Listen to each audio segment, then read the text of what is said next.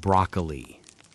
Close your eyes now, dear one, and let your breathing slow.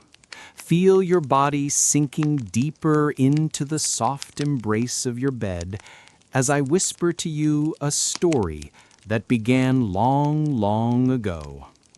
It is the gentle tale of broccoli, not just a vegetable, but a journey through time, a story of transformation and quiet beauty that spans thousands of years.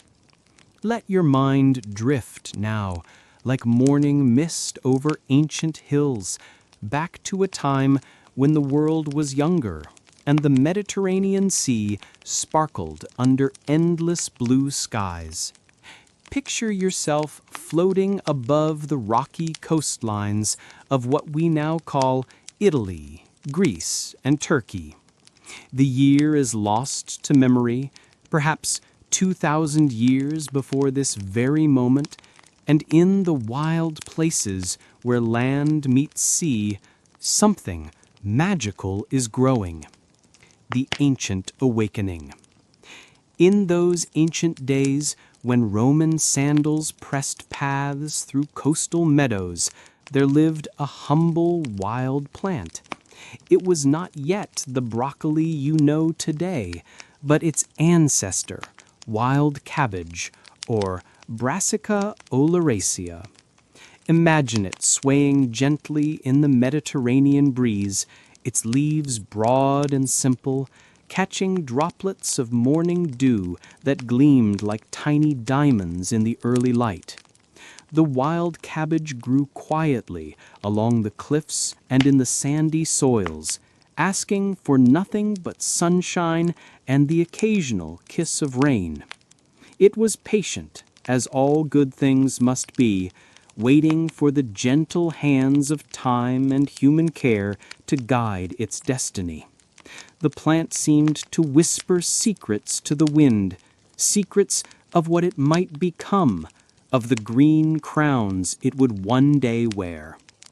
Roman gardeners, with their weathered hands and knowing eyes, began to notice this wild plant. They saw something special in its leaves, something that spoke to them of possibility. Slowly, tenderly, they began to cultivate it, selecting the plants with the most promising features, saving seeds from the strongest and most beautiful specimens. Can you feel the warmth of those ancient gardens now? The soft earth beneath bare feet? The gentle hum of bees moving from flower to flower, the peaceful rhythm of seasons turning one into another. These early gardeners worked with the patience of parents, nurturing their plants through countless generations, watching small changes appear like gifts. The quiet transformation. Breathe deeply now and let yourself drift forward through the gentle current of time. Centuries pass like clouds across a summer sky, each one bringing small miracles. The wild cabbage began to change, guided by human hands and nature's own mysterious ways. In some gardens, the leaves grew thick and curled, becoming what we now know as kale.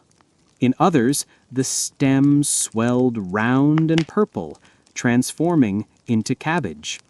But in certain special places, where the soil was just right and the gardener's touch was especially gentle, something wonderful was happening to the flower buds. Picture it now, a Roman garden at twilight, painted in shades of gold and amber. A gardener, perhaps a grandfather with silver in his beard, tends to his plants with the devotion of a shepherd. He notices that some of his wild cabbage plants are developing tight clusters of flower buds at their tops, small green crowns that seem to hold the promise of spring itself. These weren't yet the full, tree-like heads of modern broccoli, but they were the beginning. They were nature's first gentle attempt at creating something new and beautiful. The old gardener smiles, his eyes crinkling with joy at this small miracle. He saves the seeds from these special plants, whispering a prayer of gratitude to the earth. Season after season, generation after generation, the transformation continued. The flower clusters grew larger, denser, more beautiful. What had once been wild and scattered was becoming organized, purposeful, magnificent in its own quiet way. The Roman embrace. Let your breathing grow even slower now, matching the peaceful rhythm of ancient Rome at its height. It is the 1st century after Christ, and the great empire stretches across the known world like a warm blanket. In the gardens of Roman villas, where marble fountains tinkle and cypress trees stand like green candles against the sky, broccoli is finding its voice. The Romans, with their love of good food and beautiful gardens, embraced this new vegetable with the enthusiasm of artists discovering a new color. They called it brassica, from which our word broccoli would eventually spring. But more than just a name, they gave it a place at their tables and in their hearts. Imagine a Roman feast on a warm evening, lanterns casting dancing shadows on white columns, the air sweet with the scent of olive oil and herbs. Wealthy Romans recline on soft couches, and among the many dishes spread before them are the tender green crowns of early broccoli prepared simply with oil and garum, the fermented fish sauce that Romans treasured. But it wasn't just the wealthy who came to love this gentle vegetable. In modest homes throughout the empire where families gathered around simple wooden tables, broccoli brought nutrition and comfort to daily meals. Mothers would steam the green florets until they were tender, then dress them with a drizzle of olive oil and a sprinkle of salt from the great salt works near Rome. The plant itself seemed to sense the affection of these people. In Roman gardens, broccoli grew with a quiet confidence, its thick stems reaching skyward, its green crowns spreading wide to catch the warm Mediterranean sun. It was finding its purpose, discovering its gift to the world. The long sleep. Now, dear one, let your mind drift like a leaf on a gentle stream as we move through the slower currents of history. The Roman Empire, like all earthly things, began to fade. The great roads cracked, the magnificent cities fell into quiet decay, and the gardens where broccoli had learned to flourish were abandoned to wild grasses and wandering goats. For many centuries, nearly 1,000 years, broccoli seemed to sleep. Like a princess in an old fairy tale, it waited in the gardens of Italy, growing quietly, almost forgotten by the wider world. Monks in peaceful monasteries tended small plots where broccoli grew alongside herbs and other vegetables, keeping the ancient knowledge alive in their careful hands. Picture these monastery gardens, enclosed spaces where time moved differently, where the seasons turned in their eternal dance, and where patient brothers in brown robes worked the soil with meditation and prayer. The broccoli in these gardens grew slowly, peacefully, holding within its green crowns all the wisdom of centuries. In the countryside of southern Italy, particularly in the regions that would become Calabria and Sicily, farming families continued to grow broccoli as their ancestors had done. They saved seeds each year, selecting the best plants, keeping the bloodline pure and strong. These were quiet heroes of history, preserving something precious without knowing that the world would one day thank them.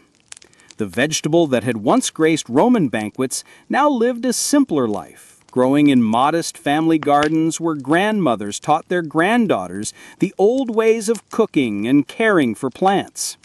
It was during this long, peaceful time that broccoli developed many of the qualities we treasure today. Its sweet, mild flavor, its tender texture, its ability to grow in many different climates. The Renaissance Awakening. Feel the warm Italian sun on your face now as we arrive in the Renaissance, that glorious flowering of human creativity and wonder. It is the 1400s, and Italy is awakening from its long medieval slumber like a garden in spring.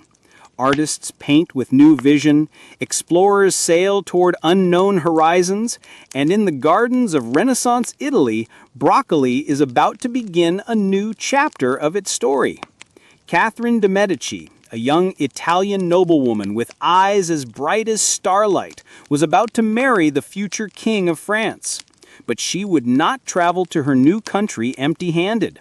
Among the many treasures she brought from Italy, recipes, spices, cooking techniques, and skilled chefs were the seeds and knowledge of her beloved Italian vegetables, including broccoli. Picture the scene, a grand procession leaving Florence on a golden morning, carriages laden with wedding gifts, and among them, carefully wrapped seeds that would change the cuisine of France forever. Catherine carried with her not just the genetic material of plants, but centuries of accumulated wisdom about how to grow them, how to prepare them, how to make them shine. In France, broccoli found new soil and new appreciation. French gardeners, always eager to experiment with new varieties, welcomed this Italian stranger with curiosity and skill. They planted it in the magnificent kitchen gardens of Chateau, where it grew alongside French herbs and vegetables, learning to adapt to new rhythms of weather and soil. The French, with their natural genius for cooking, began to discover new ways to prepare broccoli. They learned to blanch it until it was bright green and tender, to dress it with butter and herbs, to incorporate it into elegant soups and delicate gratins. Under French care, broccoli became not just food, but an art form. Crossing the ocean. Let yourself drift now across the vast Atlantic Ocean, carried on the wings of dreams and the hopes of people seeking new lives. It is the colonial period in America, and European immigrants are bringing with them the foods and plants that remind them of home. Among these precious cargo are broccoli seeds, traveling in the pockets and bags of Italian and French settlers. The New World presented broccoli with challenges it had never faced before. The climate was different, harsher winters, hotter summers, different patterns of rain and drought. But broccoli, patient as always, began to adapt. In the kitchen gardens of colonial farms, it learned to grow in American soil, under American skies. Thomas Jefferson, that great lover of gardens and new ideas, grew broccoli at Monticello, his beautiful mountaintop home in Virginia. Imagine Jefferson in his gardens at twilight, walking among his experimental plots, notebook in hand, observing how different vegetables adapted to their new environment. He wrote about broccoli with the enthusiasm of a true gardener, noting its beauty and its promise. But it was among Italian immigrants in the late 1800s and early 1900s that broccoli truly found its American home. In neighborhoods like Little Italy in New York, Boston, and San Francisco, Italian families planted small gardens wherever they could find space. These gardens were islands of the old country, places where the foods of memory could grow and flourish. Picture a grandmother in her tiny urban garden, her hands still knowing the rhythms her own grandmother had taught her back in Calabria. She tends her broccoli plants with the same love, the same careful attention, the same whispered words of encouragement. This is how traditions travel, not in books or documents, but in the muscle memory of caring hands. The California Dream. As the 20th century dawned, broccoli was about to discover its true American destiny. In California, that land of endless possibility, where the climate seemed created for growing beautiful things, Italian immigrants found soil and weather that reminded them of home. The Salinas Valley, sometimes called America's salad bowl, embraced broccoli with open arms. Here, in fields that stretched to the horizon under the vast California sky, broccoli began to transform from a specialty crop grown in small family gardens into a major agricultural product that would feed a nation. Picture those early commercial broccoli fields, neat rows of green plants stretching across the valley floor, morning mist rising from the earth, workers moving among the plants with the careful rhythm of harvest.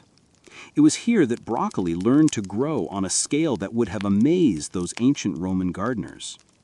But even as it became a commercial crop, broccoli never lost its essential character. That quiet dignity, that generous spirit that made it willing to nourish whoever would accept its gift. In California fields, each plant still sent up its green crown like a small celebration, still turned its face to the sun with the same simple joy. The mid-century miracle. Let your thoughts drift now to the middle of the 20th century, when America was discovering the joy of fresh, healthy foods. It was during this time that broccoli began its transformation from an ethnic specialty to an American staple. Nutritionists were beginning to understand the remarkable health benefits packed into those green crowns. Vitamins, minerals, compounds that could help keep the human body strong and healthy. The 1960s and 70s saw a quiet revolution in American eating habits. People were becoming more interested in fresh vegetables, more aware of nutrition, more willing to try foods that had once seemed foreign or exotic. Broccoli, with its mild flavor and beautiful appearance, was perfectly positioned to be part of this change. In suburban supermarkets across America, broccoli began appearing with increasing frequency. Shoppers who had never seen it before were curious about these small green trees, these miniature forests that seemed to promise health and vitality. Cookbooks began featuring broccoli recipes, and cooking shows demonstrated how to prepare it properly. Picture a 1970s kitchen on a weeknight evening, a mother preparing dinner for her family, steam rising from a pot where bright green broccoli florets are cooking. She serves them simply with a pat of butter and a sprinkle of salt and watches with satisfaction as her children, perhaps reluctantly at first, discover that this green vegetable is actually quite delicious. It was during this period that broccoli began to earn its reputation as a superfood, though that term wouldn't be coined for decades yet. Scientists were discovering that broccoli was rich in vitamin C, folate, fiber, and powerful antioxidants. They found compounds in broccoli that seemed to help the body defend itself against cancer and other diseases. The crown jewel. As the 20th century drew to a close, broccoli had achieved something remarkable. From its humble origins as a wild Mediterranean plant, it had become one of the world's most beloved and widely grown vegetables. But its story was far from over. In the 1990s and early 2000s, plant breeders began developing new varieties of broccoli that would grow better in different climates, resist diseases more effectively, and provide even better nutrition. They created varieties with names like Green Magic and Emerald Crown, each one representing years of careful selection and breeding. But perhaps even more exciting was the development of baby broccoli, or broccolini, a cross between broccoli and Chinese broccoli that produced long, slender stems topped with small florets. This elegant vegetable brought broccoli into high-end restaurants and gourmet cooking, proving that this humble plant could be both nourishing and sophisticated. Picture a modern farm-to-table restaurant on a quiet evening, soft lighting, the gentle murmur of conversation, and on each plate, beautiful broccolini arranged like small green sculptures, their delicate florets catching the candlelight. The ancient wild cabbage of the Mediterranean coast had traveled far indeed. The New World presented broccoli with challenges it had never faced before. The climate was different, harsher winters, hotter summers, different patterns of rain and drought, but broccoli, patient as always, began to adapt. In the kitchen gardens of colonial farms, it learned to grow in American soil, under American skies. Thomas Jefferson, that great lover of gardens and new ideas, grew broccoli at Monticello, his beautiful mountaintop home in Virginia. Imagine Jefferson in his gardens at twilight, walking among his experimental plots, notebook in hand, observing how different vegetables adapted to their new environment. He wrote about broccoli with the enthusiasm of a true gardener, noting its beauty and its promise. But it was among Italian immigrants in the late 1800s and early 1900s that broccoli truly found its American home. In neighborhoods like Little Italy in New York, Boston, and San Francisco, Italian families planted small gardens wherever they could find space. These gardens were islands of the old country, places where the foods of memory could grow and flourish. Picture a grandmother in her tiny urban garden, her hands still knowing the rhythms her own grandmother had taught her back in Calabria. She tends her broccoli plants with the same love, the same careful attention, the same whispered words of encouragement. This is how traditions travel, not in books or documents, but in the muscle memory of caring hands.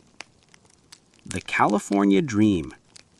As the 20th century dawned, broccoli was about to discover its true American destiny.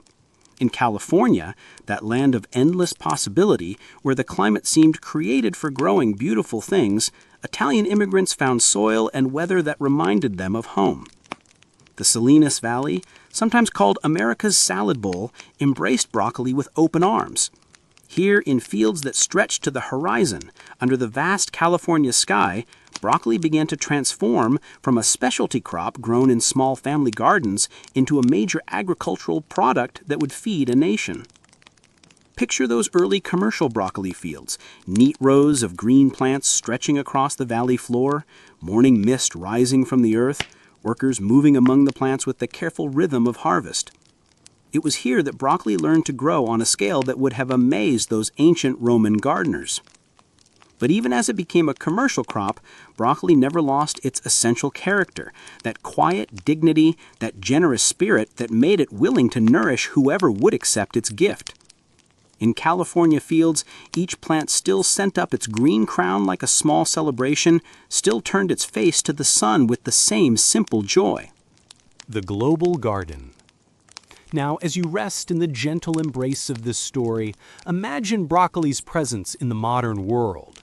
From its birthplace in the Mediterranean, it is spread to every continent where people grow food. In China, farmers grow millions of tons of broccoli each year. In India, it has become part of traditional cuisine. In Africa, development workers teach communities to grow broccoli as a source of nutrition and income. Each place where broccoli grows, it adapts slightly, taking on the character of local soil and climate while maintaining its essential nature. In Japanese gardens, miniature broccoli varieties grow alongside traditional vegetables. In Australian fields, under the Southern Cross, broccoli plants sway in winds that have blown across vast oceans. But perhaps most remarkably, broccoli has become a symbol of health and caring. Parents around the world encourage their children to eat their broccoli, knowing that within those green crowns lies the power to help young bodies grow strong. Doctors recommend broccoli to patients seeking better health. Environmentalists praise it as a sustainable source of nutrition that doesn't require vast resources to produce.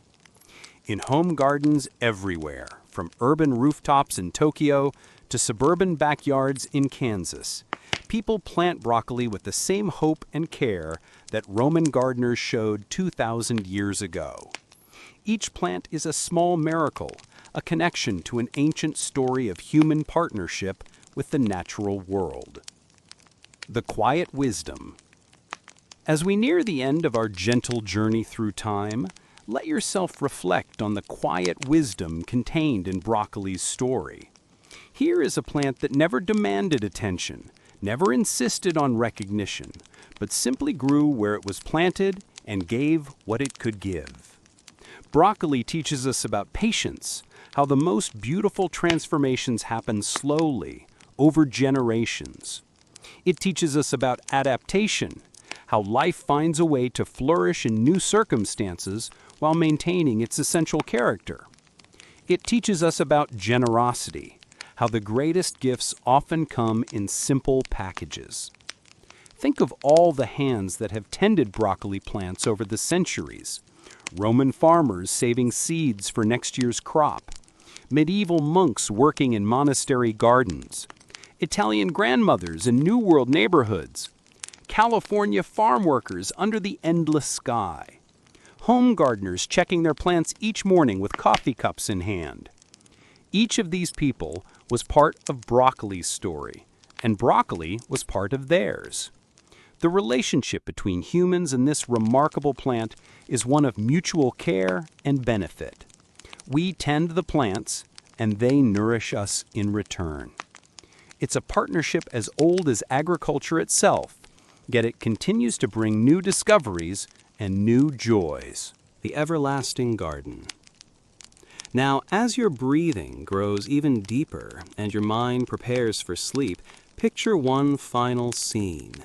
A garden that exists outside of time, where all the broccoli that has ever grown continues to flourish in eternal abundance. In this dreamlike garden, you can see the wild cabbage of the Mediterranean coast growing beside the carefully bred varieties of modern farms. Roman soldiers plucked tender leaves to eat with their bread, while contemporary chefs harvest perfect florets for elegant dishes.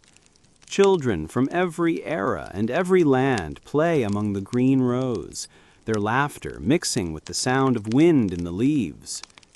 At the center of this eternal garden grows a single perfect broccoli plant, not larger than the others, but somehow containing within itself the essence of all broccoli that has ever been or ever will be. Its crown catches light from every sunset and sunrise that has ever blessed a garden. Its roots reach deep into soil enriched by the care of countless hands. This plant whispers the secret that broccoli has always known, that the greatest treasures are often the simplest ones, that true wealth lies in nourishment and care, that love expressed through feeding others is one of the most ancient and powerful forms of magic. As you look upon this eternal garden, you understand that broccoli's story is not really about a vegetable at all. It's about connection, continuity, the patient work of hands and hearts across generations. It's about how small acts of care, repeated countless times, can create something beautiful and lasting. The garden shimmers in the gentle light of forever, where seasons turn but never end, where harvest comes not once a year, but in an eternal now of abundance and gratitude. And there, among the green crowns catching starlight and morning dew, you find the peace that comes from knowing that some stories never truly end. They simply continue in new gardens, in new hands, in new hearts that understand the quiet miracle of growth and nourishment. The modern Renaissance. As your breathing grows softer and deeper, let us wander through the dawn of the 21st century, where broccoli's story takes on new dimensions of wonder and possibility. In laboratories around the world, scientists with gentle hands and curious minds began to unlock the deeper secrets held within those familiar green crowns. They discovered that broccoli contained compounds called glucosinolates, mystical-sounding substances that seem to possess almost magical properties. These compounds, when chewed and digested, transformed into powerful allies for human health, helping to protect cells from damage, supporting the body's natural healing processes, and whispering to our genes in ways that promoted wellness and vitality.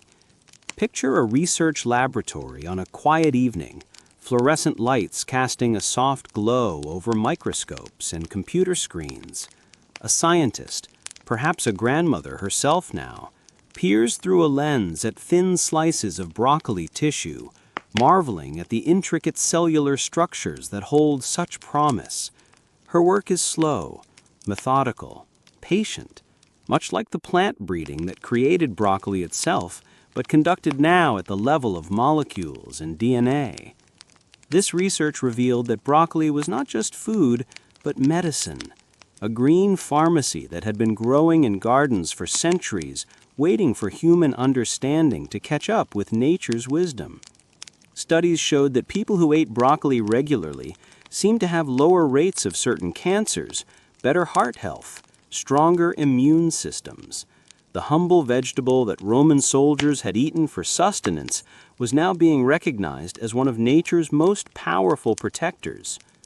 But perhaps even more beautiful than these scientific discoveries was the way broccoli began to find new expressions in the world of culinary art. Young chefs, trained in the finest restaurants, but inspired by the farm-to-table movement, began to see broccoli not as a simple side dish, but as a canvas for creativity. In restaurants from Copenhagen to Tokyo to San Francisco, broccoli was being transformed into dishes that would have amazed those ancient Roman cooks. Chefs learned to roast broccoli until its edges caramelized and its flavor concentrated into something rich and nutty. They discovered they could pickle the stems, creating tangy garnishes that sparkled on the tongue. They found that broccoli leaves, those broad, beautiful leaves that most people discarded, could be sautéed into something as delicious as any exotic green. The children's champion. Drift now through the peaceful corridors of schools and homes, where broccoli began to play a special role in the lives of children. Despite its reputation as a vegetable that children might resist, broccoli slowly but surely began winning young hearts through patient persistence and creative presentation. Picture a school garden on a warm spring morning, where children with dirt under their fingernails and wonder in their eyes tend their own broccoli plants. They watch in amazement as tiny seeds transform into green crowns that look like miniature trees. Broccoli forests, they call them, creating imaginary worlds where toy dinosaurs might graze among the florets. These garden programs began appearing in schools across the world, teaching children that food doesn't simply appear in supermarkets, but grows from seeds, soil, sunshine, and care. When children grew their own broccoli, something magical happened. They wanted to taste what they had nurtured. The connection between their caring hands and the food on their plates made all the difference. Teachers discovered that broccoli could be a gateway to learning about so many things: biology and photosynthesis, history and human migration, nutrition and health, even art and poetry. Children wrote stories about broccoli kingdoms and drew pictures of broccoli trees where friendly creatures lived. They learned that the florets were actually hundreds of tiny flower buds, each one containing the promise of yellow flowers if left to bloom.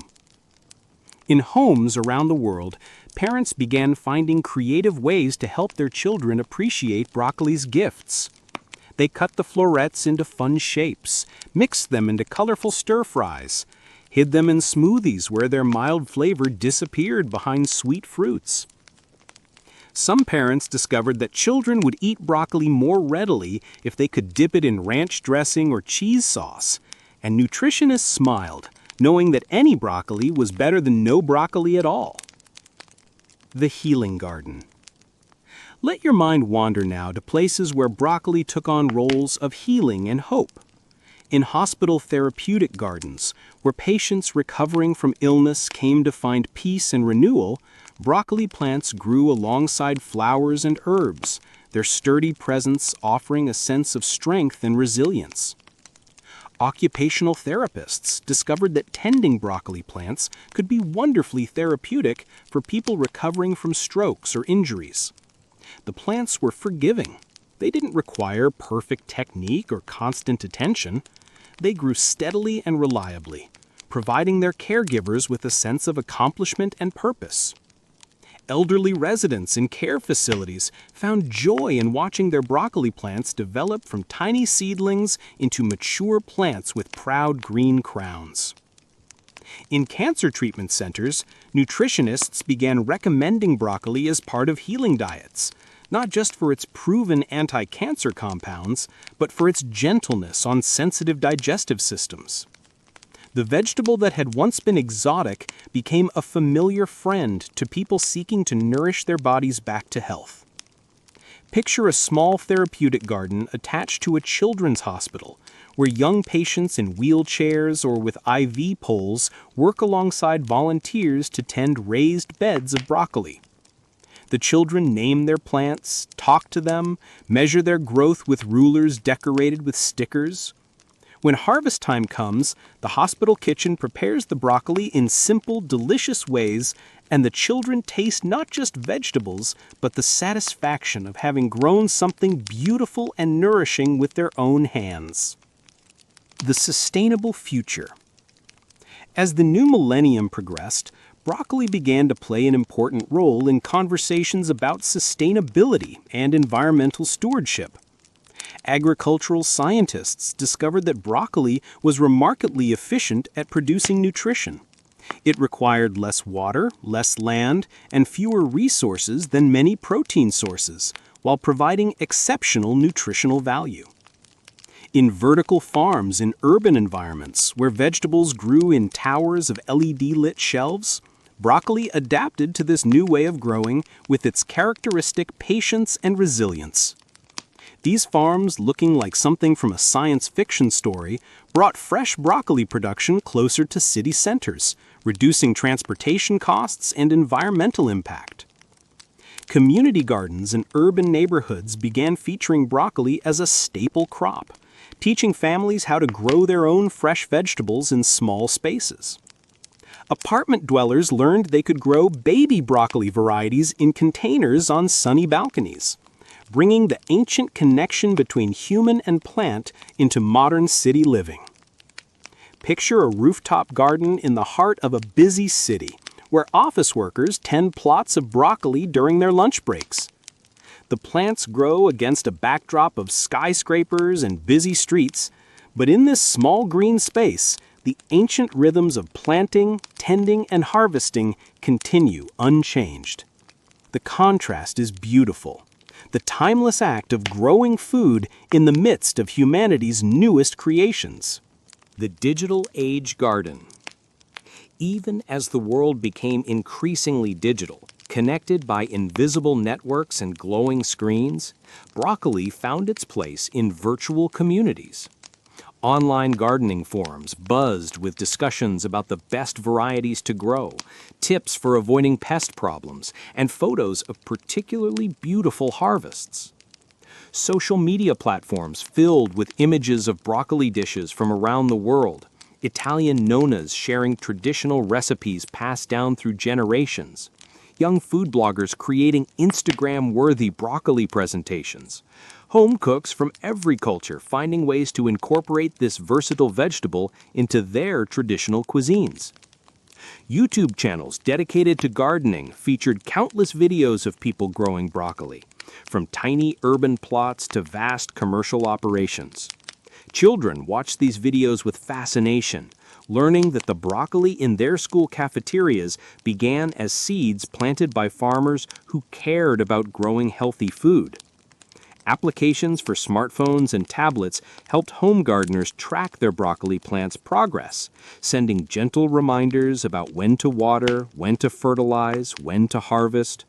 Technology, which might have seemed to separate people from the natural world, instead became a bridge connecting them more deeply to the ancient art of growing food. The global tapestry. Breathe slowly now as we travel around the world to see how different cultures have embraced and transformed broccoli in their own unique ways. In China, where broccoli production has become enormous, traditional stir-fry techniques highlight the vegetable's natural sweetness and crisp texture. Chinese chefs discovered that broccoli paired beautifully with garlic, ginger, and soy sauce, creating dishes that honored both the vegetable's Italian heritage and Chinese culinary wisdom. In India, broccoli found its way into traditional spice blends and curry preparations. The vegetable that had once grown wild on Mediterranean shores learned to dance with turmeric, cumin, and coriander, taking on the warm, complex flavors of the subcontinent while maintaining its essential character. Japanese cuisine embraced broccoli with the aesthetic sensibility that characterizes all Japanese food preparation. In bento boxes, perfect florets of broccoli appeared like small green flowers, adding color and nutrition to carefully balanced meals. Japanese farmers developed new varieties specifically suited to their climate and culinary preferences. African farmers began growing broccoli as both a food crop and a source of income, discovering that this sturdy plant could thrive in many different conditions. Development programs taught communities how to grow, harvest, and prepare broccoli, adding a new dimension to traditional diets and creating opportunities for small-scale agriculture. Picture a marketplace in Morocco on a busy morning, where pyramids of fresh broccoli sit alongside traditional vegetables and spices. The vendor, a woman in a colorful headscarf, explains to customers how to prepare this newcomer to their cuisine, suggesting ways to incorporate it into tagines and couscous dishes that have been made for generations. The family table. Let yourself drift into kitchens around the world, where broccoli has become part of the daily rhythm of family life. In suburban American homes, parents pack broccoli into school lunches, knowing that each bite provides vitamins and minerals their children need to grow strong. They've learned tricks from generations of parents before them, cutting the stems into matchsticks for easy eating, serving broccoli with favorite sauces, involving children in the cooking process to build familiarity and acceptance. In Italian kitchens, grandmothers still prepare broccoli much as their ancestors did, with olive oil, garlic, and maybe a sprinkle of red pepper flakes.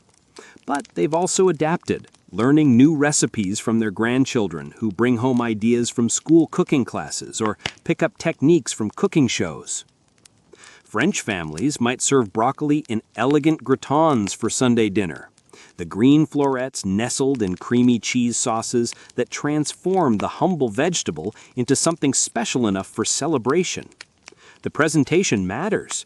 Broccoli arranged artfully on beautiful plates, treated with the respect due to all good food. Picture a family dinner on a quiet evening, perhaps in a small apartment in Tokyo, or a farmhouse in Iowa, or a flat in London. The details vary, but the essence remains the same. People gathered around a table, sharing food that nourishes both body and relationships. The gentle ending. Sleep now, dear one, cradled in the knowledge that somewhere in the world, broccoli plants are growing quietly in the darkness, their roots drawing strength from the earth, their crowns preparing for tomorrow's sun. Like all living things, they rest in the nighttime hours, gathering energy for another day of quiet growth and generous giving. In your dreams tonight, you might find yourself walking through gardens both ancient and modern, feeling the soft earth beneath your feet, breathing air sweetened by growing things. You might see the faces of all the gardeners who have ever tended broccoli plants, their eyes bright with the satisfaction that comes from nurturing life. And when you wake tomorrow, perhaps you'll think differently about this humble green vegetable. Perhaps you'll see in its tree-like crown the story of time itself, the miracle of adaptation and care, the simple beauty of food that nourishes both body and spirit. The story of broccoli continues even now, as you rest. Somewhere, seeds are being planted. Somewhere, tender shoots are pushing through dark soil toward light. Somewhere, a child is taking a first bite and discovering that vegetables can be delicious after all.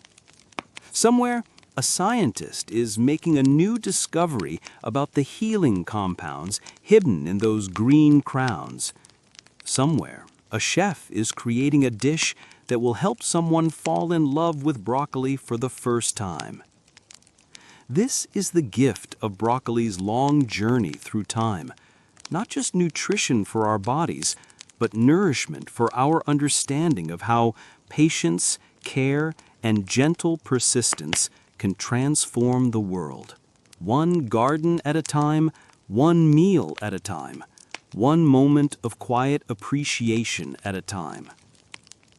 In the eternal garden of dreams, all the broccoli that has ever grown continues to flourish. The wild cabbage of ancient shores, the carefully tended plants of Roman villas, the immigrant gardens of the New World, the modern fields of California, the container plants on urban balconies, the therapeutic gardens of hospitals, the school plots where children learn to love growing things. Rest now in this knowledge. Sleep well, surrounded by the peaceful presence of growing things, held safe in the eternal garden where all stories of patience and care find their home. The morning will come, and with it, new growth, new possibilities, new chances to tend and to nourish and to be part of the ongoing miracle of life on earth. Sweet dreams, and may they be filled with the gentle green promise of gardens that grow in every heart that knows how to care. May you wake tomorrow with a deeper appreciation for the simple miracles that surround us, the vegetables on our plates, the plants in our gardens, the ancient partnership between human hands and the generous earth that sustains us all. Tale of Green Tea. Close your eyes, dear soul, and let your breathing slow. Tonight, we journey through time on the gentlest of winds, following the story of a humble leaf that would touch millions of hearts across thousands of years. The beginning of all things green. In the misty mountains of ancient China, where clouds kiss the earth each morning and evening mist wraps around the hills like a mother's embrace, there lived a legend that began not with thunder or lightning, but with the softest whisper of steam rising from a cup. The year was 2737 BCE, though time moved differently then, slower, more thoughtful, like honey dripping from a wooden spoon. The world was younger, and magic still lived openly in the spaces between what we knew and what we dreamed. In this gentle realm ruled Emperor Shen Nung, a man whose heart beat in rhythm with the earth itself. Shen Nung was not like other emperors who thought only of gold and conquest. No, his soul was drawn to the mysteries of healing, to the quiet power that lived within roots and leaves and flowers. Each morning, as the sun painted the sky in soft watercolors of pink and gold, he would walk through his gardens with bare feet, feeling the dewdrops kiss his toes, listening to what the plants whispered in the early light.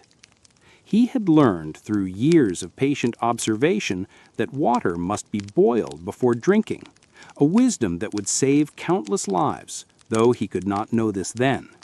It was simply something his gentle heart told him to do, a small ritual that made the world feel safer, cleaner, more sacred.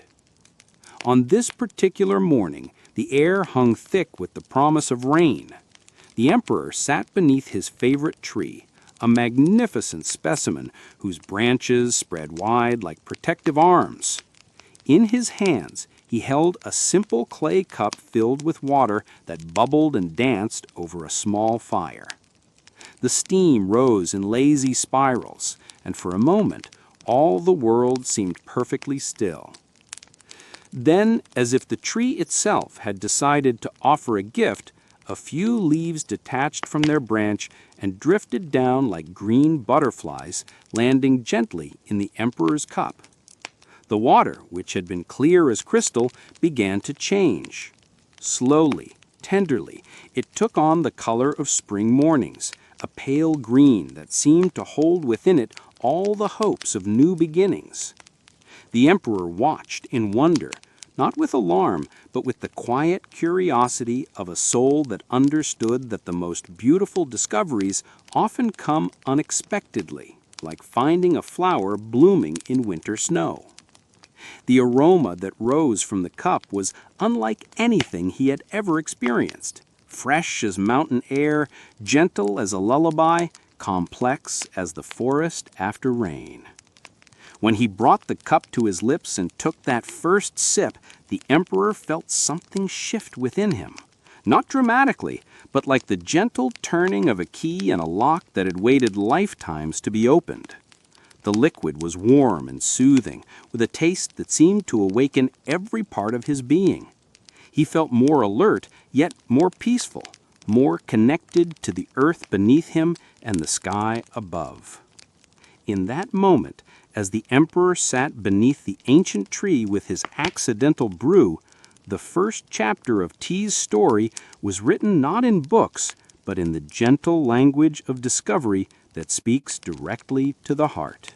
Years flowed by like a peaceful river, and the emperor's discovery did not rush into the world like a flood, but spread slowly, quietly, the way morning light creeps across a meadow. Shen Nung shared his magical brew with his closest advisors, with the wise women who tended the palace gardens, with the gentle scholars who spent their days copying ancient texts by candlelight. Each person who tasted the green elixir found something different within its depths. The palace physicians noticed that it seemed to clear the mind and settle the stomach. The gardeners found that their hands felt steadier as they worked with delicate seedlings. The scholars discovered they could read far into the night without their eyes growing heavy, their thoughts remaining crystal clear as mountain streams. But perhaps most importantly, they all noticed something that couldn't be measured or weighed or written in medical texts. A sense of peace that seemed to radiate from the very center of their being. When they drank the green tea, as it came to be called, the world felt gentler somehow, more manageable, as if they were being embraced by an old friend. In the monasteries that dotted the mountainsides like pearls on a string, Buddhist monks discovered that the tea helped them in their meditation. As they sat in silent contemplation, watching the sun rise and set through seasons of practice, the tea kept their minds alert while their souls dove deep into stillness. They began to cultivate the tea plants with the same reverence they brought to their prayers, understanding that the growing of tea was itself a form of meditation. These early tea gardens were not like the vast plantations that would come later. They were small, intimate spaces where each plant was known individually, tended with the care one might give to a beloved pet. The monks would rise before dawn to pick the youngest leaves when the dew still clung to them like tiny diamonds. They picked only what they needed, and they picked with gratitude, whispering thanks to each plant for its generosity.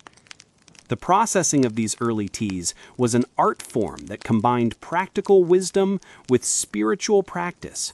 The leaves were spread on bamboo mats in shaded areas, allowed to wither slightly in the gentle air. Then came the crucial step that would define green tea for millennia to come, the quick heating that stopped oxidation in its tracks, preserving the leaves' fresh green essence like capturing spring in a bottle. Some leaves were heated in large woks, tossed and turned by skilled hands that could judge temperature by touch, knowing exactly when the leaves had released their moisture without losing their soul. Others were steamed gently, the way mist embraces mountain peaks at dawn. Each method created its own subtle variations in flavor, its own poetry written in the language of leaf and heat and time. The journey along ancient roads. As centuries passed like seasons in a garden, green tea began its slow, steady journey beyond the mountain monasteries and palace walls of China. This was not a conquest or an invasion, but something far gentler, the natural sharing that happens when something beautiful is too precious to keep to oneself. The first to carry tea beyond China's borders were not armies or merchants seeking profit, but Buddhist monks whose hearts were filled with compassion for all beings. When they traveled to other lands to share the teachings of the Buddha, they carried with them small packets of tea leaves, wrapped carefully in silk and bamboo, as precious as any treasure. In Japan, across the waters that sparkled like scattered jewels, these traveling monks found souls ready to embrace tea's gentle wisdom. The Japanese did not simply adopt Chinese tea culture, they took it into their hearts and made it their own the way a garden accepts new seeds and helps them grow into something uniquely beautiful. In the temples of Kyoto and Nara, Japanese monks began their own tea gardens, but they brought to the practice their own deep aesthetic sense, their understanding that true beauty lies in simplicity and imperfection. They developed new ways of processing green tea that honored the leaf's natural character. They created matcha, a powder so fine it seemed to capture the very essence of green in its most concentrated form. The Japanese tea ceremony began to take shape not as a mere ritual but as a moving meditation, a way of finding the sacred in the simplest acts. Every gesture in the ceremony had meaning: the careful cleaning of each utensil, the precise measurement of tea powder, the gentle whisking that created a jade-colored froth like sea foam on a peaceful shore. But tea's journey was not limited to monastery walls. Slowly, like water finding its natural course, tea began to flow into the daily lives of ordinary people. Farmers who worked in the rice fields discovered that a cup of green tea could restore their strength when the sun beat down mercilessly. Shopkeepers found that sharing tea with customers created bonds of friendship that lasted lifetimes. In Korea, tea culture took on its own unique flavor, influenced by the peninsula's distinct seasons and the Korean people's deep connection to nature. Korean tea masters developed their own processing methods, creating green teas with flavors as varied as the country's landscape, some light and delicate as cherry blossoms, others rich and complex as autumn forests. The Silk Road, that legendary network of trade routes that connected east and west like golden threads in a vast tapestry, became one of tea's pathways to the wider world. Merchants traveling those dusty roads discovered that tea was the perfect companion for long journeys. It provided refreshment without the weight of heavy provisions, comfort without luxury, and a taste of home no matter how far they traveled. The garden's secret language.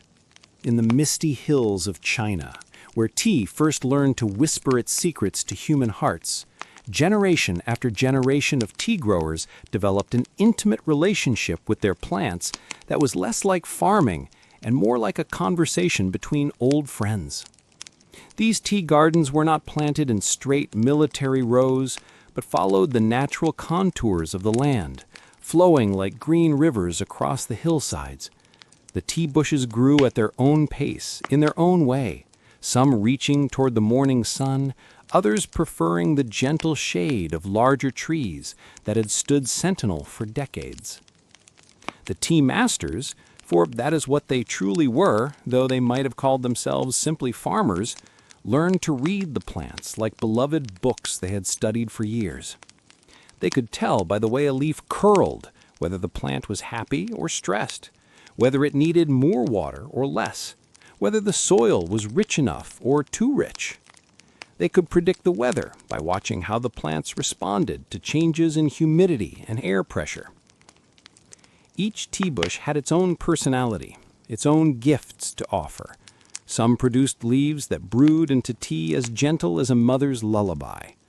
Others created teas with bright, awakening flavors that could chase away the deepest melancholy.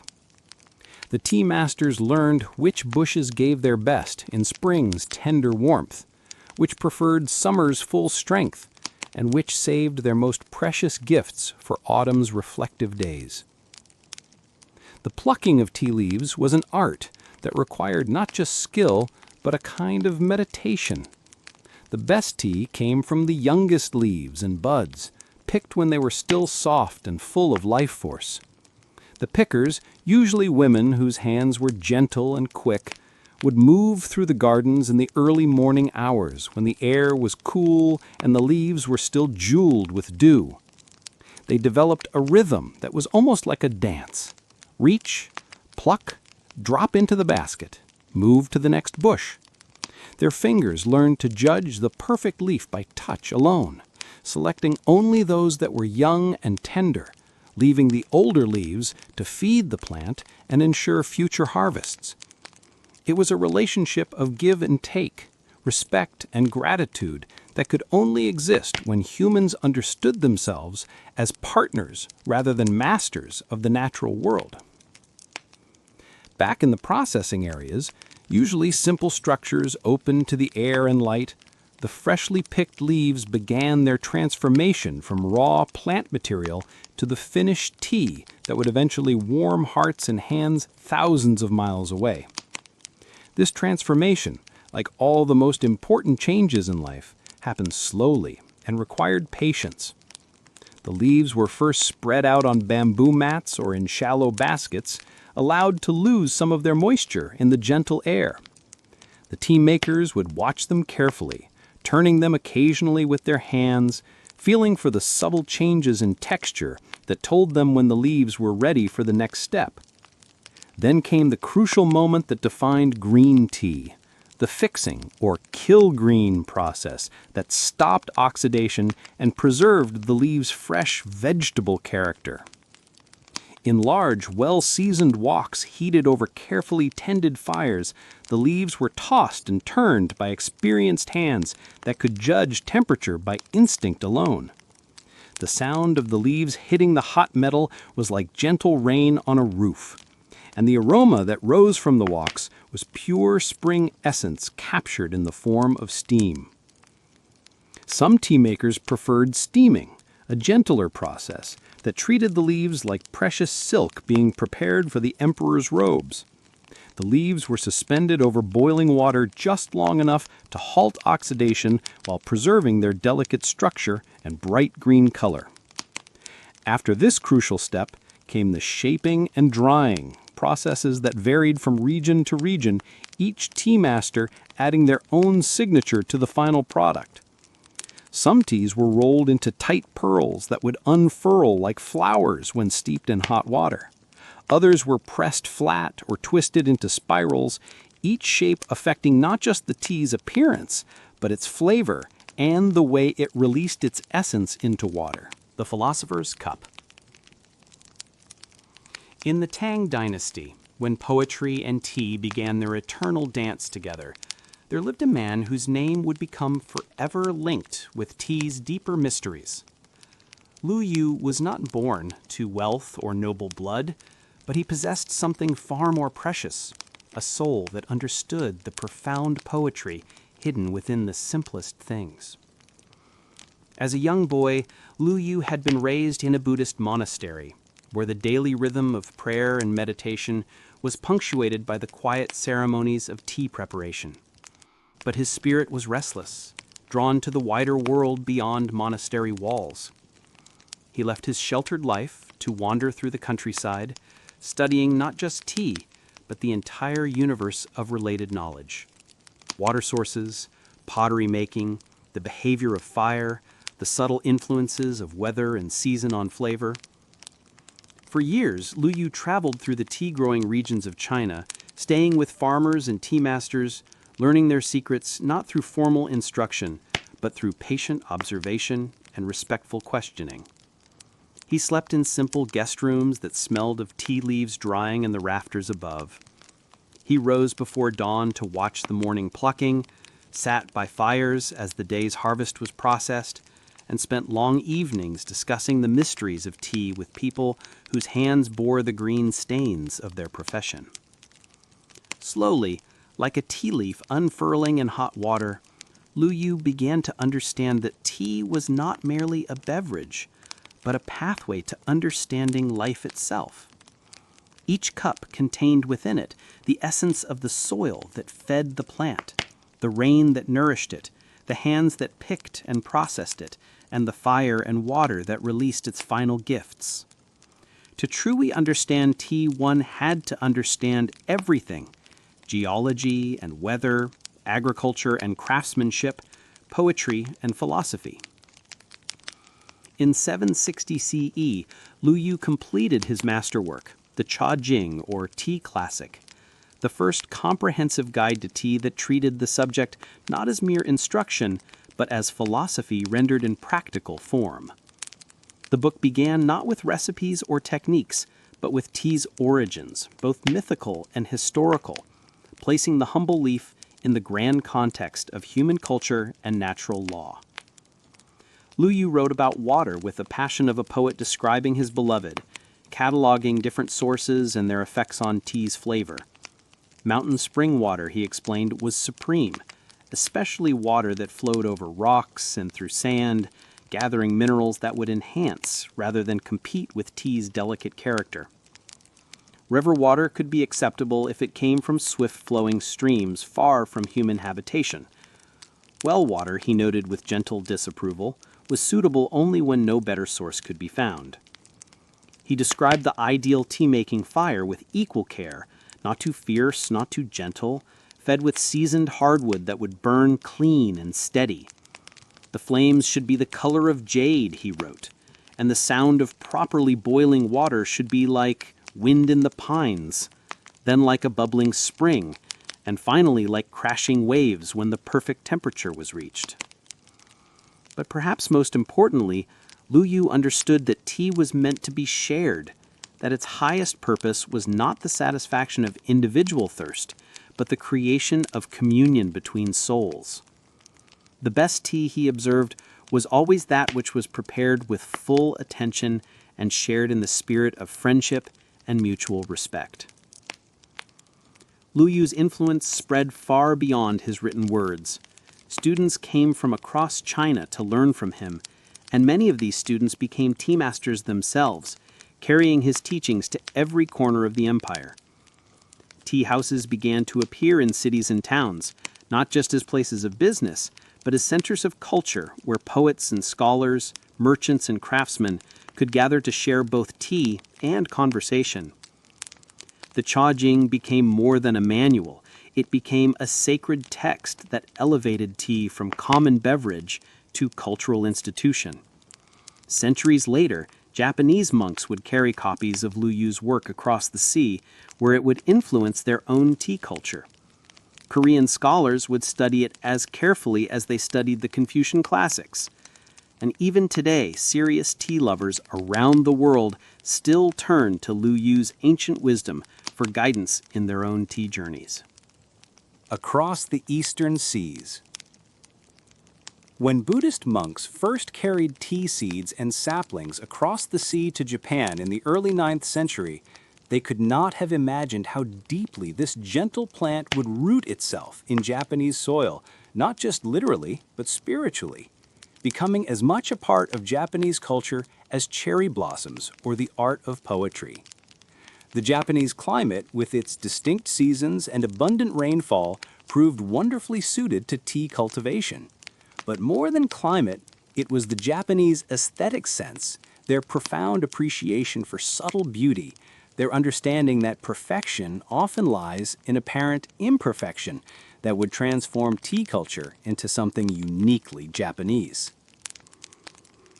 In the mountain temples of Japan, monks began growing tea not just for its practical benefits, but as a form of moving meditation. They found that the careful attention required for successful tea cultivation, the patient watching for just the right moment to pluck the leaves, the precise timing needed for proper processing, naturally led the mind into states of calm concentration that supported their spiritual practice.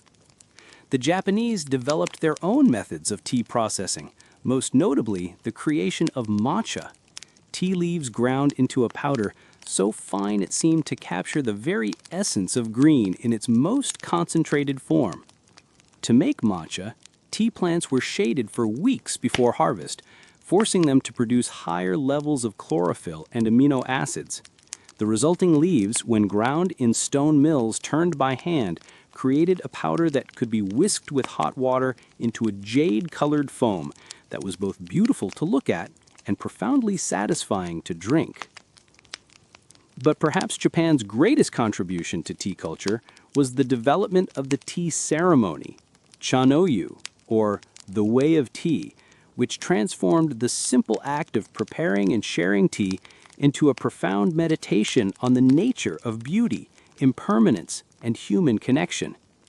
The tea ceremony did not emerge overnight, but evolved slowly over centuries, influenced by Zen Buddhism's emphasis on mindfulness and the Japanese aesthetic principle of wabi-sabi, which finds beauty in simplicity, imperfection, and the natural cycle of growth and decay. Every element of the ceremony was carefully considered, from the design of the tea room to the selection of utensils, from the movements of the host to the attitude of the guests. The tea room itself was designed to be a sanctuary from the outside world, small, simply furnished, entered through a low doorway that required guests to bow, symbolically leaving behind their worldly concerns and social status. Inside, the only decoration might be a single scroll with a carefully chosen poem or a simple flower arrangement that reflected the current season. The tea utensils were selected not for their monetary value, but for their ability to enhance the ceremony's spiritual dimension.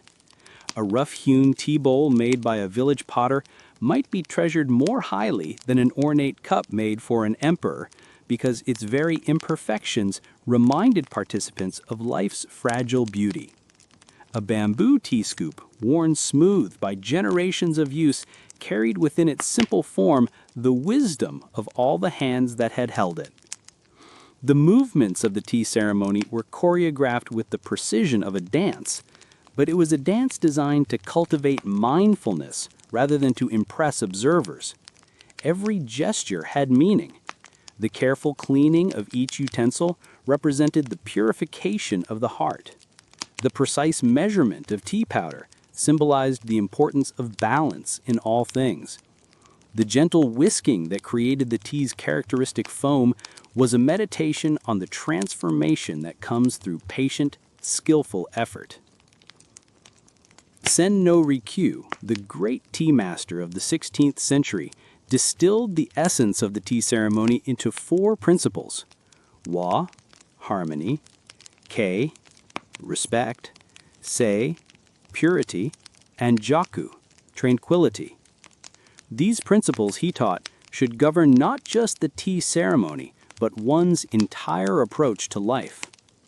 In the small, simple tea room, participants could practice being fully present, treating each other with genuine respect regardless of social status, and finding peace in the midst of life's inevitable changes.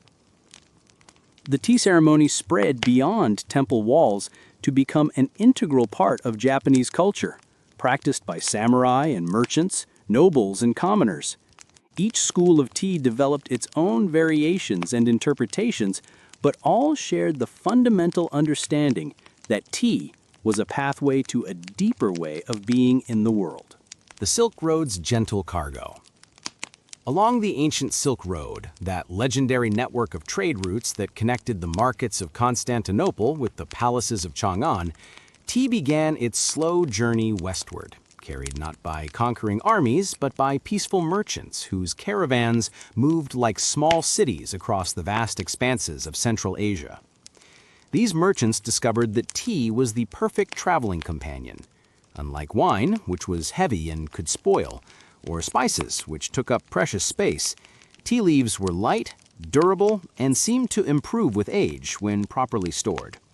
A small packet of high-quality tea could provide weeks of refreshment and comfort, turning brackish water from desert wells into something approaching luxury. But tea's value went far beyond its practical benefits. In the evenings, when the caravans stopped to rest and the merchants gathered around their fires under star-filled skies, the sharing of tea became a ritual that bonded strangers into temporary families. Men who spoke different languages and worshipped different gods found common ground in the simple act of passing a cup of warm tea from hand to hand. The preparation of tea around a desert campfire was necessarily different from the refined ceremonies of Chinese courts or Japanese tea rooms, but it carried its own authentic beauty. Water was heated in simple metal pots over fires of dried camel dung or desert shrubs. The tea was often flavored with salt and butter in the style of Tibetan nomads, or sweetened with whatever honey or dates the caravan carried. The resulting brew might not have met Lu Yu's exacting standards, but it served its purpose perfectly, providing warmth, refreshment, and a moment of civilized pleasure in the harsh environment of the desert. As the caravans moved westward, they left traces of tea culture in the cities where they stopped to rest and trade. In Samarkand and Bukhara, merchants established tea houses where travelers could refresh themselves and exchange news from distant lands. These tea houses became unofficial centers of information, where knowledge flowed as freely as the tea itself. The Mughal Empire, which at its height stretched from Eastern Europe to the Pacific Ocean, played a crucial role in tea's westward spread. The Mughal rulers, practical people who appreciated tea's benefits for their nomadic lifestyle, encouraged its cultivation and trade throughout their vast territories. Mughal armies carried tea with them on their campaigns, and Mughal administrators introduced tea culture to regions that had never known it before. In Tibet, tea became so central to daily life that it was often used as currency, with bricks of compressed tea serving as a standard of exchange in remote mountain regions where metal coins were scarce. Tibetan tea culture developed its own unique character, heavily influenced by the harsh mountain environment and the Buddhist philosophy that permeated Tibetan society. Yak butter tea, or pocha, became the national drink, providing the high-calorie nutrition needed for life at extreme altitude while serving as a social lubricant that brought communities together. The journey of tea along the Silk Road was not just a story of trade and commerce, but of cultural exchange and mutual enrichment. At each stop along the way, tea encountered new customs, new flavors, and new ways of understanding its role in human society. And at each stop, it left something of itself behind while taking on new characteristics that would enrich its ongoing journey. The empire's elixir. During the Ming Dynasty, when China had become the most sophisticated civilization on Earth, tea culture reached heights of refinement that seemed to capture the very essence of Chinese philosophy and aesthetics in liquid form. The Forbidden City in Beijing, with its thousands of rooms and countless courtyards, became a kind of living museum of tea culture, where every variety of tea known to the empire could be found in the imperial stores. The emperor's tea gardens, scattered across the most favorable locations in the empire, were tended with the kind of meticulous care usually reserved for temples or palaces. Each garden specialized in particular varieties, from the delicate silver needle teas of Fujian to the robust mountain teas of Yunnan. The finest teas were reserved for the emperor himself, but even the tea served to minor court officials was of a quality that would have been treasured by kings in lesser kingdoms. In the imperial tea houses, master tea makers worked like artists, creating blends and preparations that were as much about poetry as they were about flavor. They understood that the emperor did not merely want a drink, but a complete aesthetic experience that would engage all the senses and elevate the spirit. The tea was served in porcelain cups, so fine they seemed to glow with inner light, accompanied by delicate pastries that complemented rather than competed with the tea's subtle flavors. But tea culture was not confined to the imperial court. In the great cities of China, Beijing, Nanjing, and Hangzhou, tea houses became centers of daily life, places where merchants concluded deals, scholars debated philosophy, and artists found inspiration. These establishments ranged from simple neighborhood gathering places where working people could afford a cup of everyday tea, to elegant establishments that rivaled the imperial court in their sophistication. The best tea houses were designed to be sanctuaries from the busy world outside, with carefully planned gardens where guests could contemplate the changing seasons while sipping their tea. Some featured small stages where musicians performed traditional melodies, or where storytellers recounted ancient tales that seemed to pair perfectly with the contemplative mood that good tea naturally induced. Tea merchants became some of the wealthiest and most respected members of society, not merely because of their financial success, but because of their deep knowledge of their product.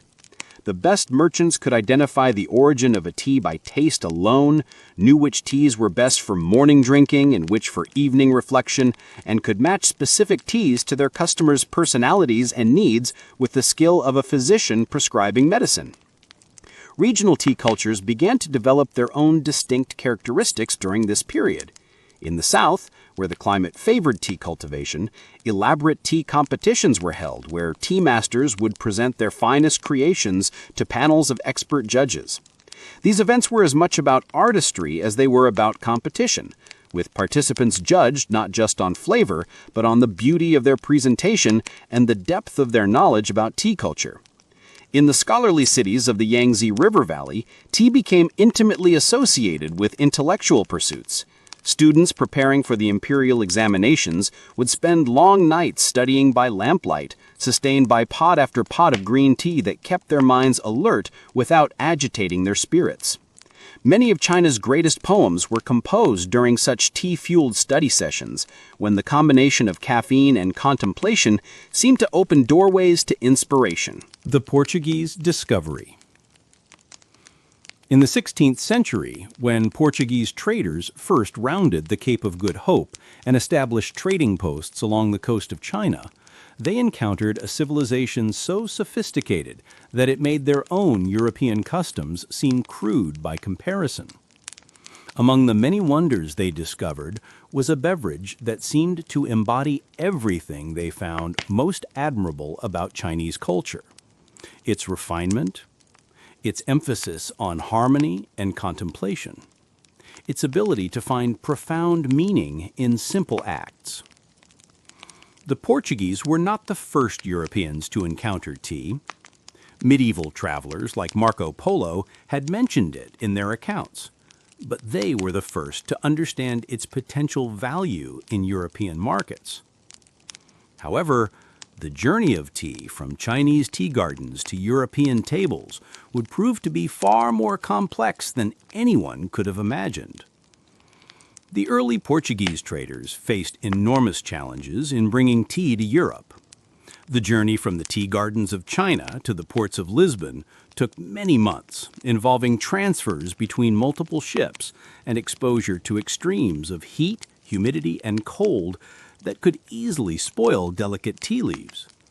Many early shipments arrived in Europe as little more than musty, flavorless debris that bore no resemblance to the exquisite beverage the traders had enjoyed in Chinese tea houses.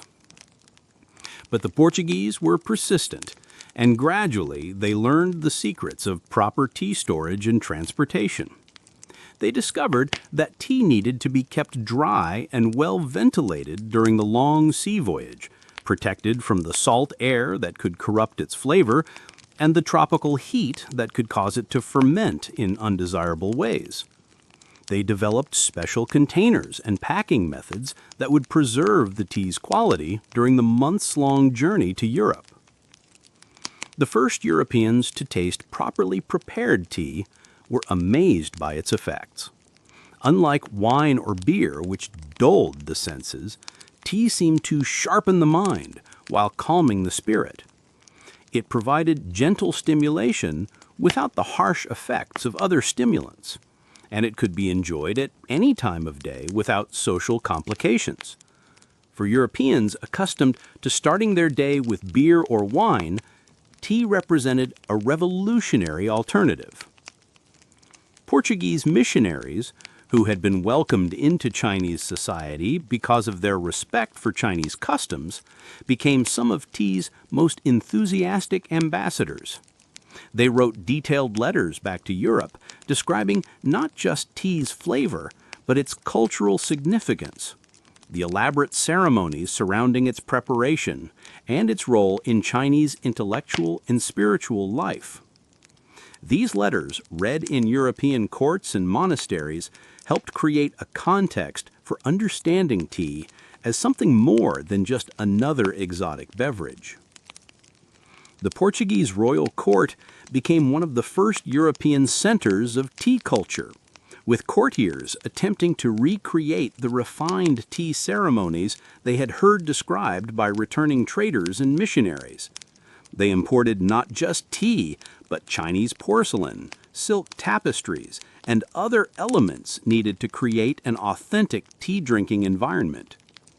These early European tea ceremonies were probably somewhat clumsy imitations of their Chinese models, but they represented a sincere attempt to understand and appreciate a foreign culture through one of its most characteristic expressions. The Dutch enterprise. The Dutch, with their genius for commerce and their global network of trading posts, quickly recognized tea's potential and set about developing a more systematic approach to the tea trade than their Portuguese predecessors had managed. The Dutch East India Company, one of the world's first multinational corporations, had both the resources and the organizational skills needed to make tea a regular, reliable import to European markets. Dutch traders established permanent bases in China and developed long-term relationships with Chinese tea merchants and growers. Unlike the early Portuguese traders, who had often been at the mercy of whatever tea happened to be available when their ships arrived, the Dutch were able to contract for specific qualities and quantities of tea, ensuring a more consistent supply for European consumers. The Dutch also proved more successful at maintaining tea quality during the long sea voyage to Europe. They developed specialized storage techniques and invested in faster ships that could reduce the travel time between China and European ports. They experimented with different varieties of tea, learning which types traveled best and which were most likely to appeal to European tastes. In Amsterdam, which became the European center of the tea trade, Dutch merchants established tea warehouses and tasting rooms where potential buyers could sample different varieties before making their purchases. These establishments were modeled partly on Chinese tea houses, with quiet, contemplative atmospheres designed to showcase tea's qualities to best advantage. England's embrace. When tea first arrived in England in the 1660s, brought by Portuguese Princess Catherine of Braganza when she married King Charles II, it entered a society that was ready for transformation. England was emerging from years of civil war and political upheaval, and there was a hunger for new forms of civilized pleasure that could help heal social divisions and create new traditions for a new era.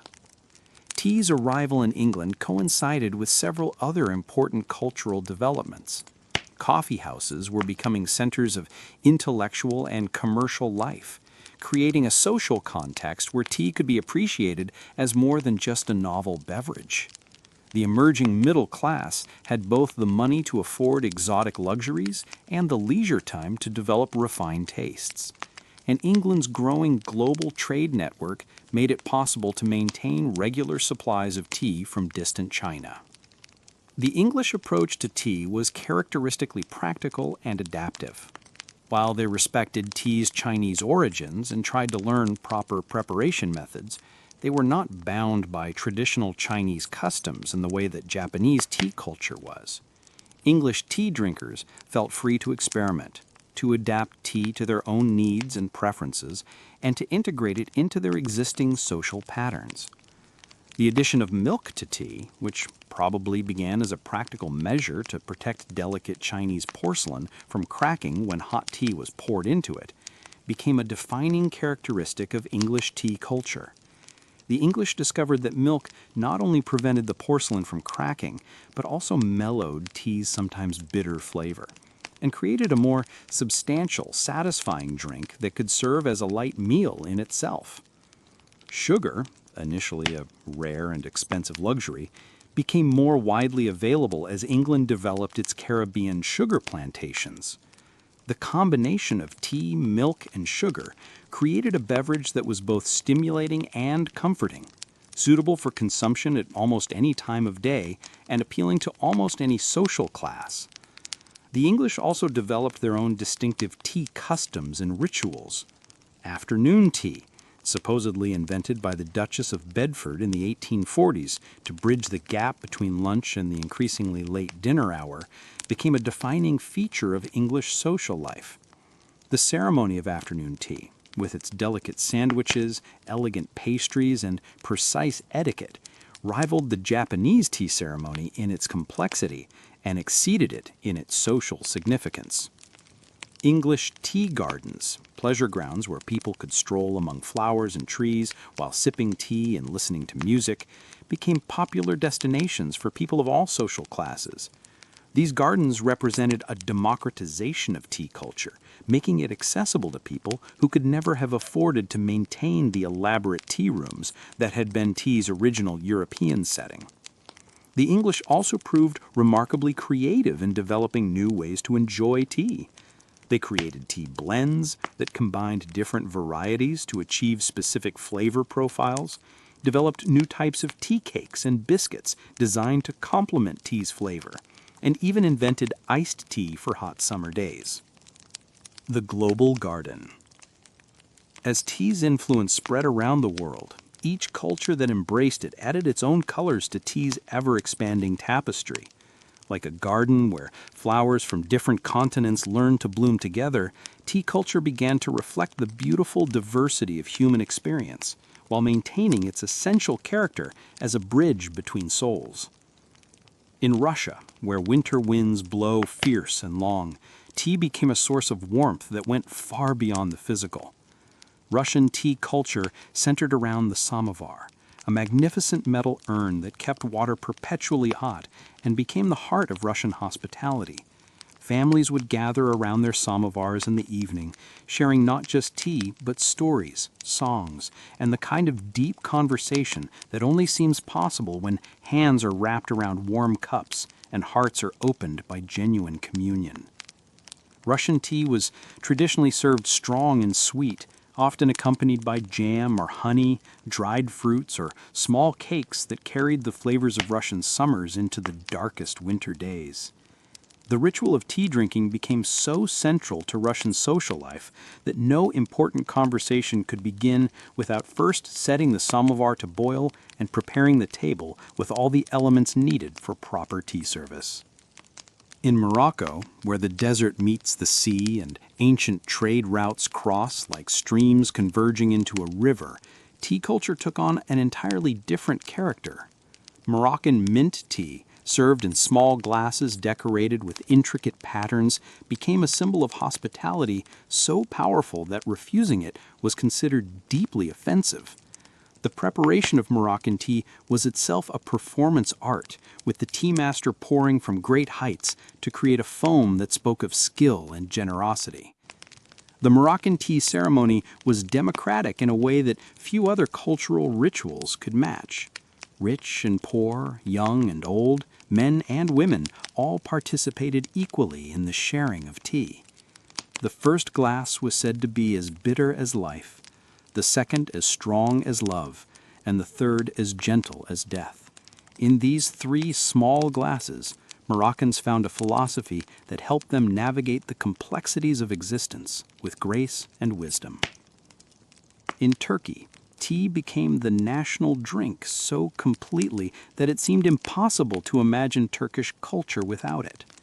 Turkish tea, served in distinctive tulip-shaped glasses that showed off its beautiful amber color, was consumed throughout the day as a constant accompaniment to work, conversation, and contemplation. Turkish tea houses became centers of male social life, places where men gathered to play backgammon, discuss politics, and maintain friendships that often lasted entire lifetimes. The Turkish approach to tea was both casual and ceremonial.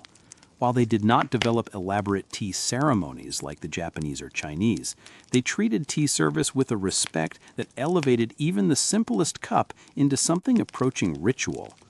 The proper Turkish tea glass was never filled completely. Leaving room at the top showed respect for the tea and consideration for the drinker, who would need to grasp the hot glass without burning their fingers. In India, Tea found a landscape and climate so perfectly suited to its cultivation that it seemed as though the subcontinent had been waiting for centuries for tea plants to arrive. The British, seeking to break China's monopoly on tea production, discovered that the hills of Darjeeling and Assam could produce teas that rivaled anything grown in China. But more importantly, they discovered that Indian tea culture would develop its own unique character that reflected the spiritual richness and cultural complexity of Indian civilization. Indian chai, with its complex blend of tea, milk, sugar, and spices, became more than a beverage. It became a meditation on the balance of opposing forces that lay at the heart of Indian philosophy. The spices used in chai were chosen not just for their flavor, but for their medicinal properties and their symbolic significance. Cardamom for happiness, cinnamon for warmth, ginger for strength, cloves for protection. Each cup of chai contained within it a complete pharmacy and a prayer for well-being. The Indian tea garden, with its endless rows of tea bushes marching up hillsides that disappeared into mist, became one of the most beautiful and evocative landscapes in the world. Workers who picked tea in these gardens developed an almost mystical relationship with the plants, learning to read their moods and needs with the sensitivity of lovers.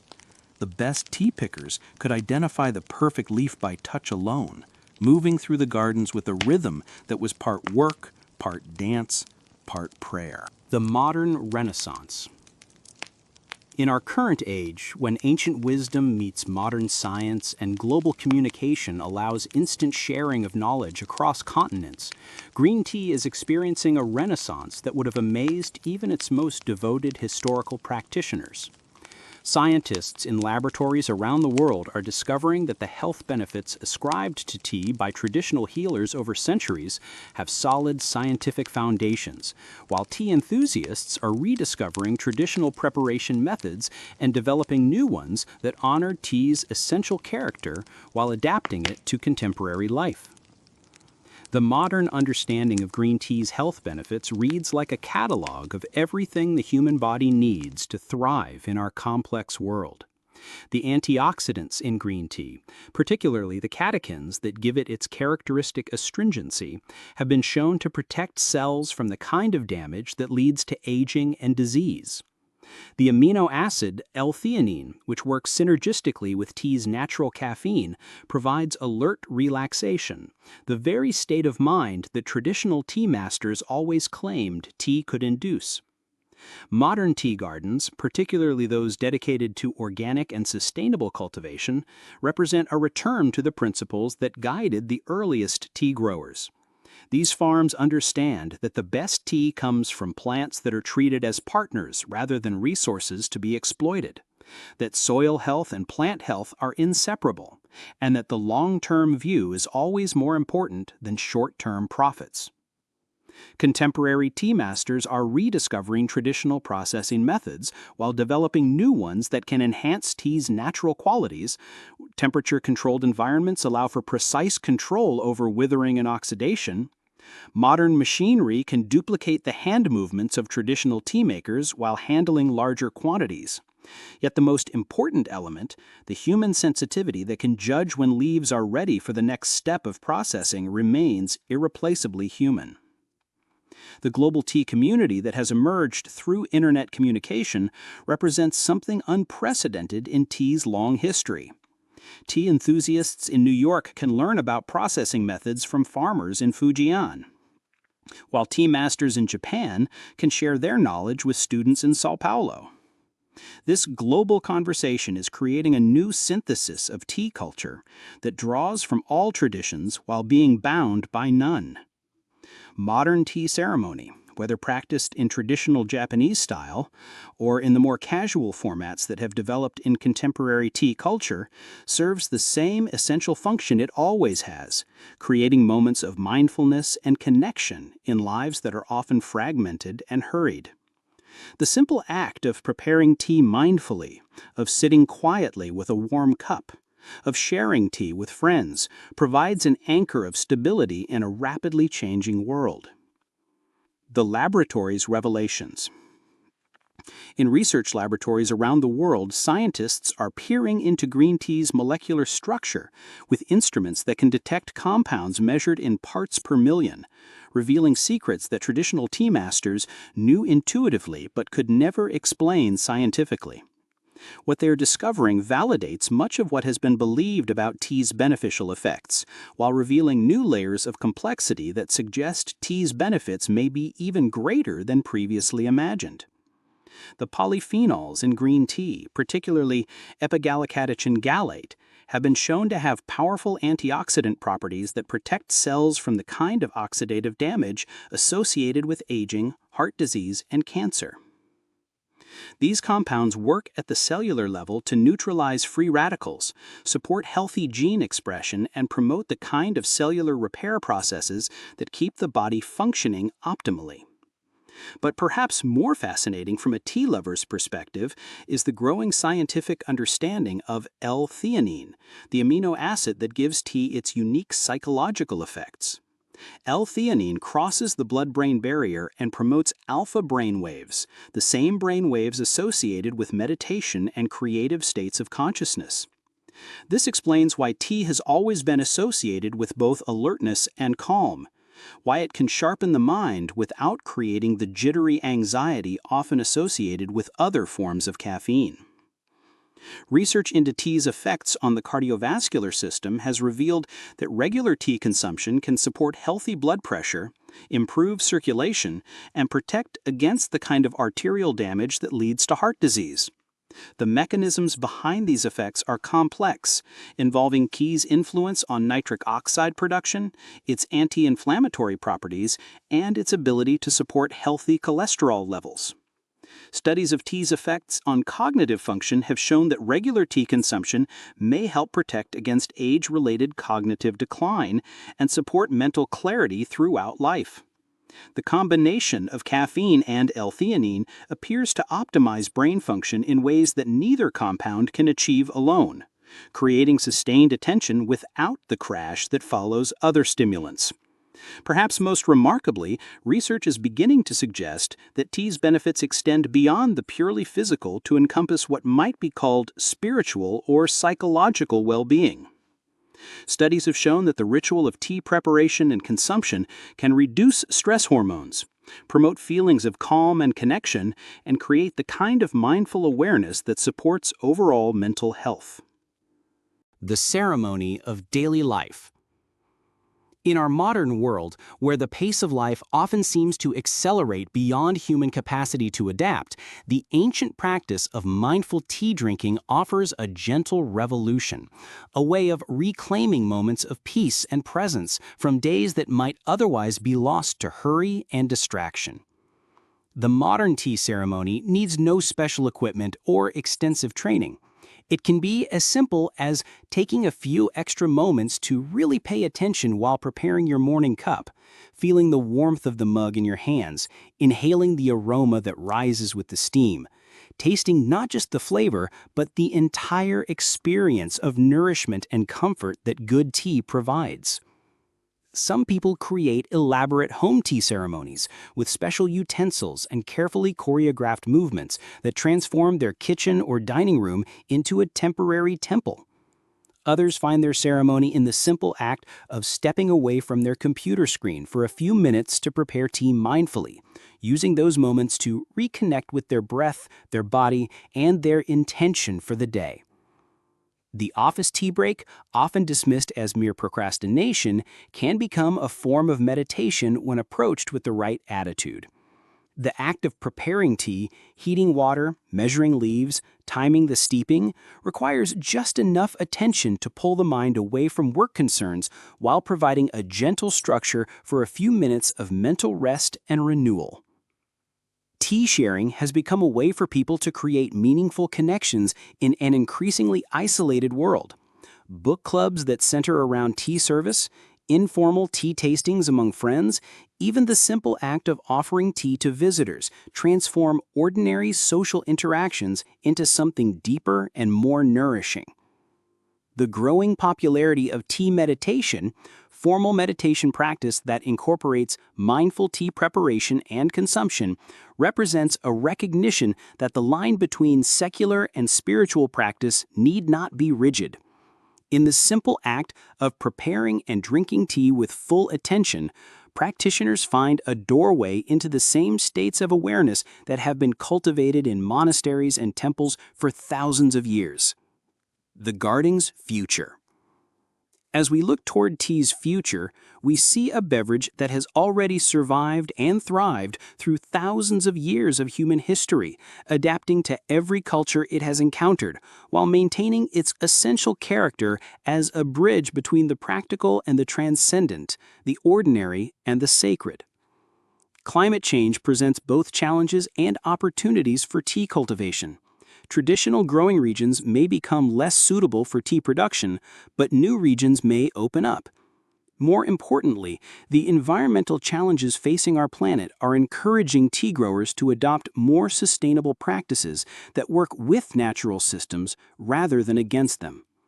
Organic tea production has long been a niche market, but is becoming mainstream as consumers become more aware of the connections between environmental health and personal health.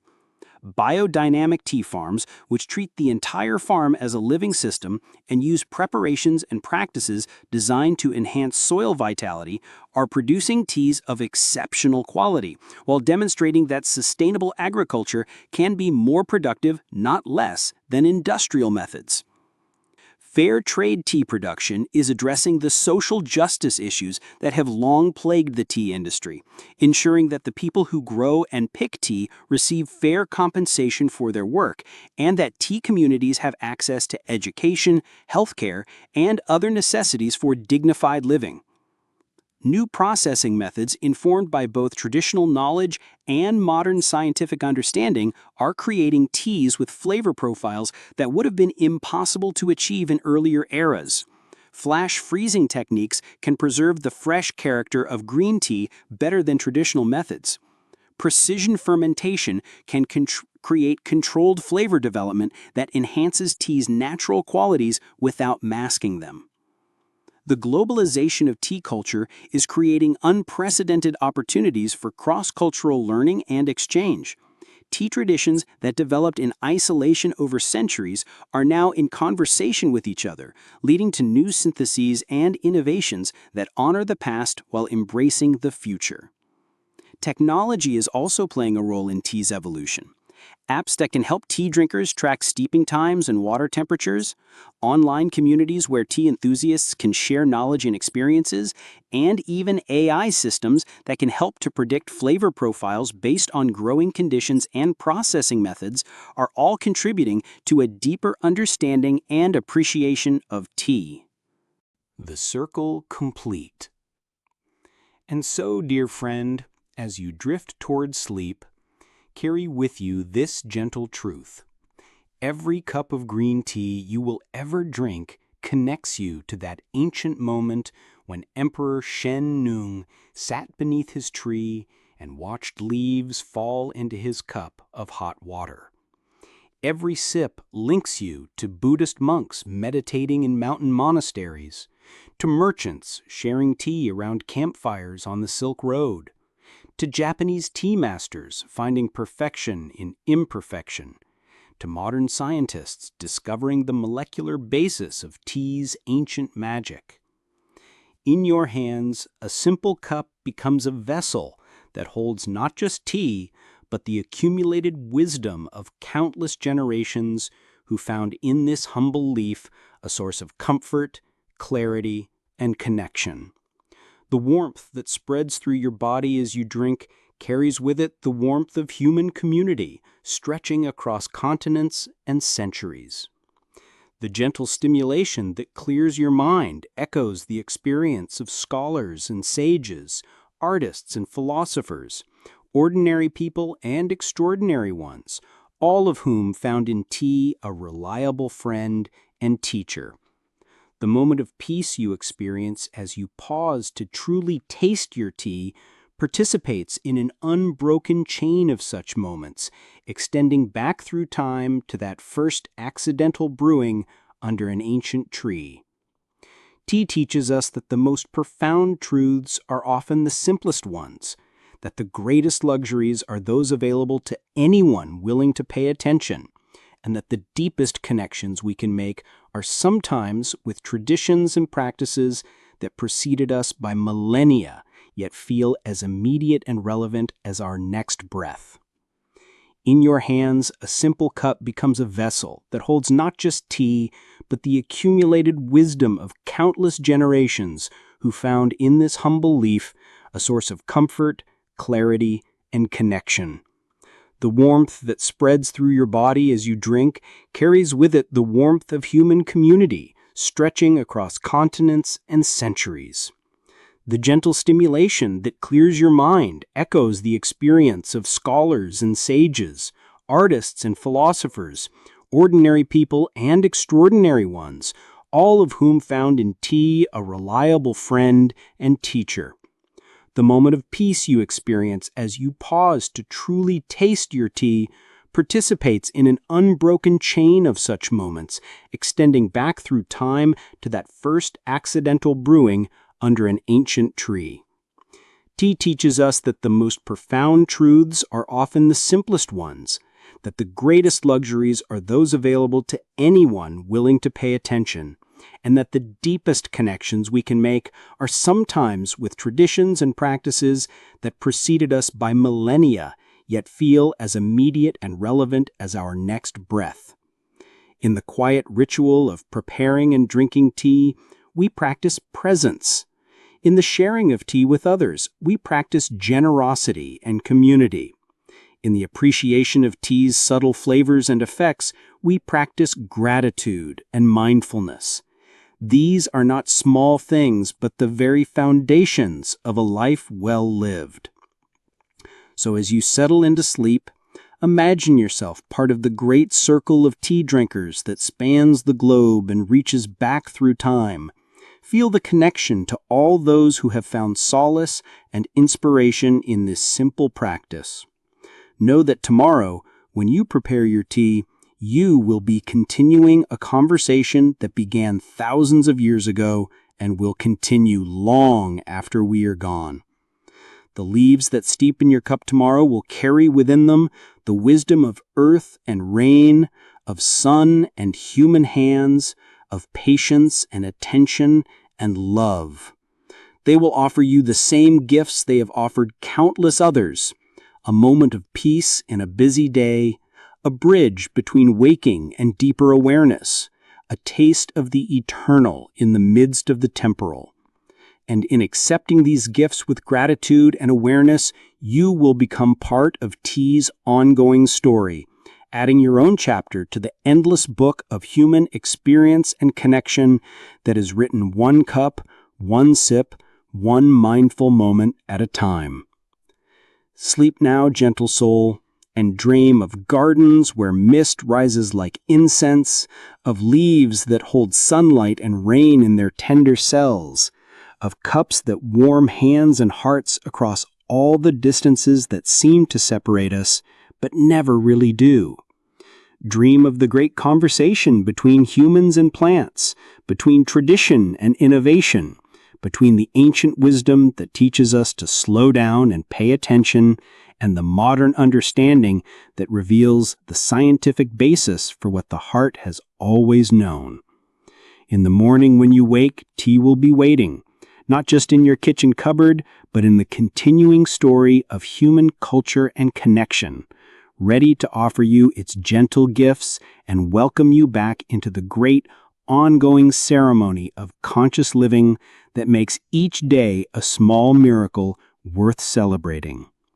The steam rises, the flavor unfolds, the moment expands into eternity, and all is well in the world of those who know tea's deepest secret, that the most extraordinary experiences are often disguised as the most ordinary ones, waiting patiently for us to develop the eyes to see and the heart to receive the endless gifts that surround us always, in every moment, in every cup, in every breath of this beautiful, generous, tea-scented world. And so the story ends where it began, with steam rising from a cup, carrying within it all the wisdom and wonder that humans have discovered in their long, loving relationship with a simple leaf that learned to be so much more. Sleep well, dear friend. Dream of tea gardens in the mist, and wake tomorrow ready to continue the ancient, ever-new story of green tea and the human heart. Dark chocolate. Close your eyes now, dear friend, and let your breathing slow to the rhythm of evening rain against window panes. Tonight, we journeyed together through time, following the whispered story of something precious and dark, something that has brought comfort to weary souls for thousands of years. Tonight, we follow the gentle path of dark chocolate, from its first tender beginnings to the moment it might rest upon your tongue, melting into dreams.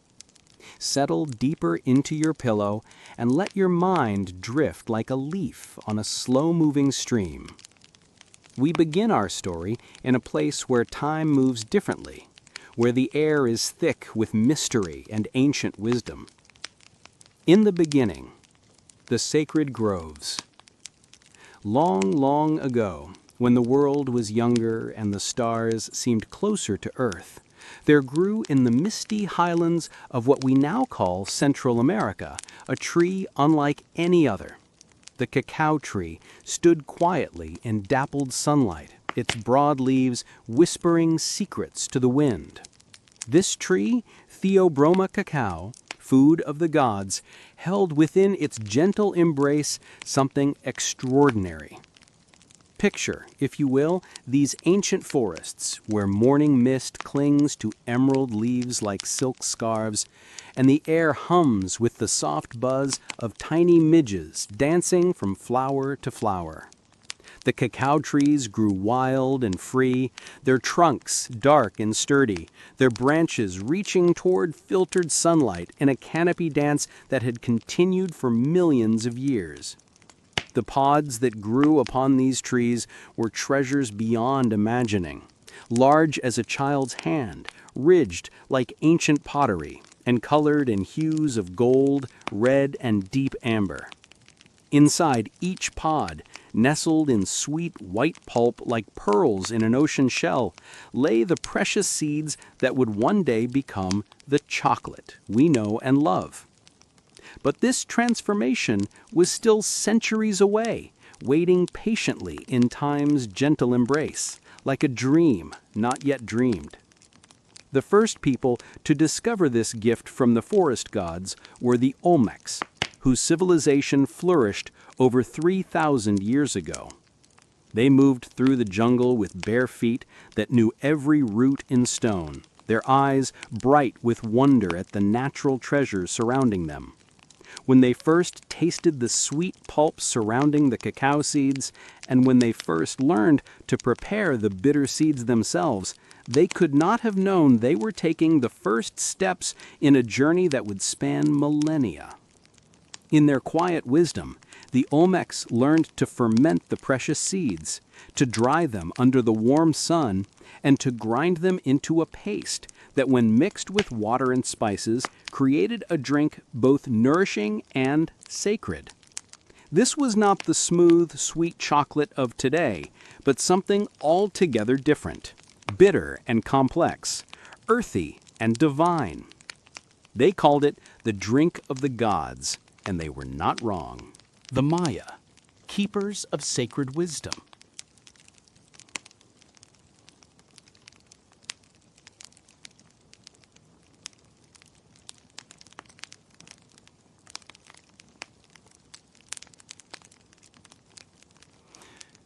As centuries drifted by, like clouds across an endless sky, the knowledge of cacao passed from the Olmecs to the Maya, those masterful astronomers and mathematicians who built pyramids that touched the heavens and understood the language of the stars. In the heart of the Mayan civilization, chocolate was more than mere sustenance. It was the bridge between earth and sky, between the mortal world and the realm of the divine. The Maya people prepared their chocolate with reverence, mixing the ground cacao with water, chili peppers, vanilla, and honey, creating a frothy drink that was both bitter and sacred. Imagine the Maya priests in their temples, surrounded by flickering candlelight and the gentle smoke of copal incense. In their hands, they held vessels painted with intricate glyphs that told stories of gods and creation, of life and death and rebirth. Into these sacred cups, they poured the chocolate drink, watching as the dark liquid caught the light like liquid obsidian. The Mayan god Ekchua was the patron of cacao, depicted with a merchant's pack on his back, for even then, cacao beans were so precious they served as currency.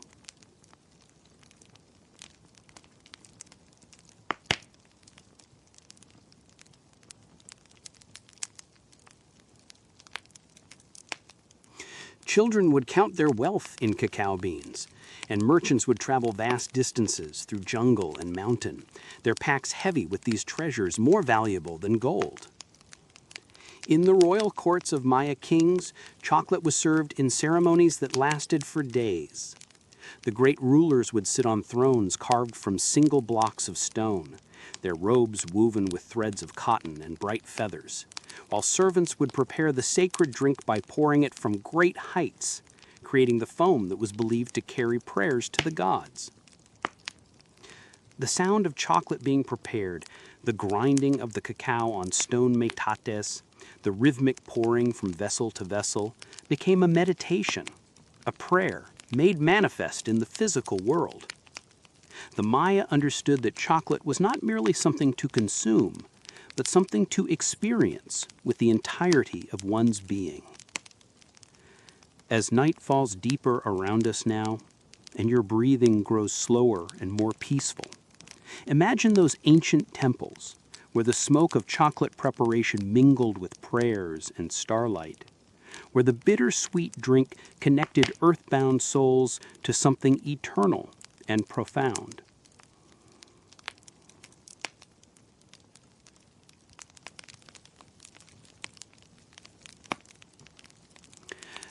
The Aztecs, empire of gold and cacao.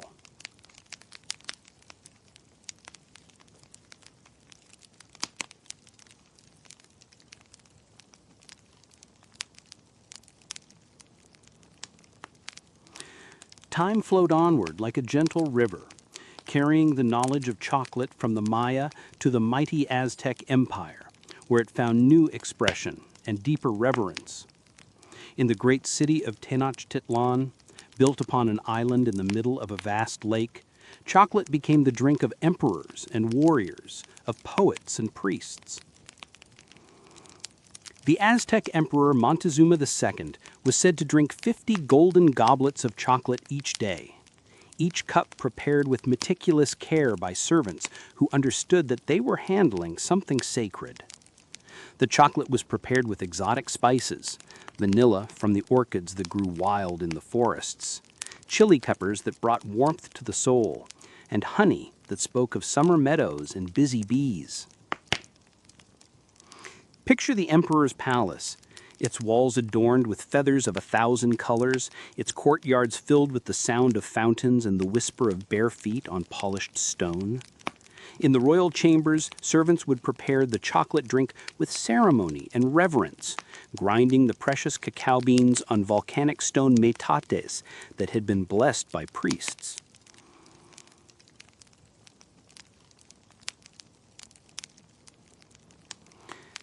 The Aztecs believed that cacao was given to humanity by the feathered serpent god Quetzalcoatl, who had stolen it from the gods themselves out of love for mortal beings.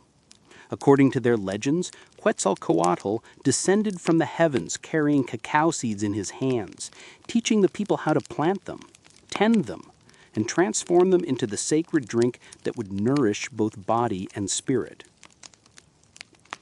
For the Aztecs, chocolate was medicine as well as sustenance.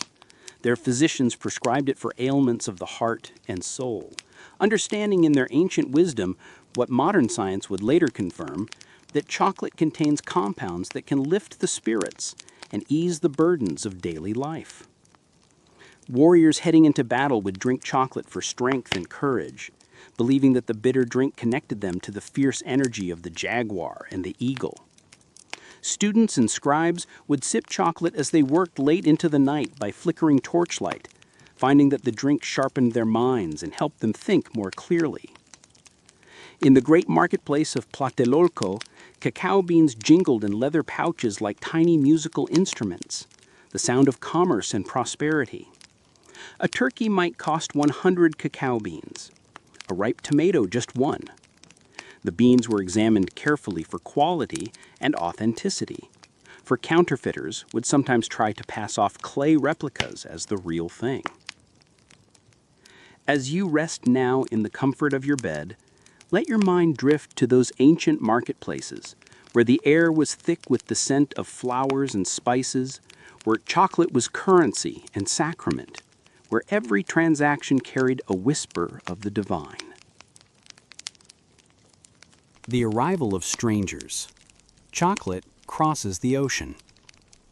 In the year 1519, when the morning mist still clung to the temples of Tenochtitlan and the cacao trees bloomed in distant forests, ships appeared on the eastern horizon like great white birds with wings of canvas. Spanish conquistadors, led by Hernán Cortés, arrived in a land where chocolate was already ancient wisdom, already sacred tradition. At first, these visitors from across the vast ocean found the bitter chocolate drink strange and unpalatable. They were accustomed to the sweet tastes of European cuisine, to honey and sugar and wine. The dark, frothy drink served in golden goblets seemed to them harsh and foreign, like everything else in this new world that both fascinated and bewildered them. But Cortés, perhaps more perceptive than his companions, noticed how the Aztec emperor treasured this drink above gold, how warriors sought it for strength, how priests used it in their most sacred ceremonies. He began to understand that chocolate was more than a mere beverage. It was a key to understanding this complex civilization. When Cortés and his men returned to Spain in 1528, they brought with them not only gold and silver, but something far more precious, though they did not yet know it. In their ship's holds, carefully wrapped and protected from the salt air, were cacao beans and the knowledge of how to prepare them. Imagine those Spanish galleons crossing the Atlantic, their hulls heavy with treasure, the wooden ships creaking and swaying through storms and calm seas alike. Below deck, in darkness and mystery, the cacao beans waited patiently for their European debut, like seeds of a new age about to bloom. When chocolate first arrived in the Spanish court, it underwent a transformation that would change its destiny forever. The Spanish, with their love of sweet things, began to experiment with the bitter drink. They removed the harsh chili peppers favored by the Aztecs and instead added cane sugar, which had itself traveled from the Caribbean islands. They added cinnamon from Ceylon and vanilla from Mexico, creating a new version of the ancient drink that was both familiar and exotic. The Spanish court, with its elaborate ceremonies and rigid etiquette, embraced chocolate with an enthusiasm that surprised everyone. Spanish nobles would gather in the afternoon for chocolate service, using delicate porcelain cups instead of the golden goblets of Aztec emperors. Ladies of the court would sip their chocolate while discussing poetry and politics, their elaborate dresses rustling like autumn leaves. For nearly a century, Spain kept chocolate as its closely guarded secret, forbidding its preparation in other countries and controlling the cacao trade with jealous care.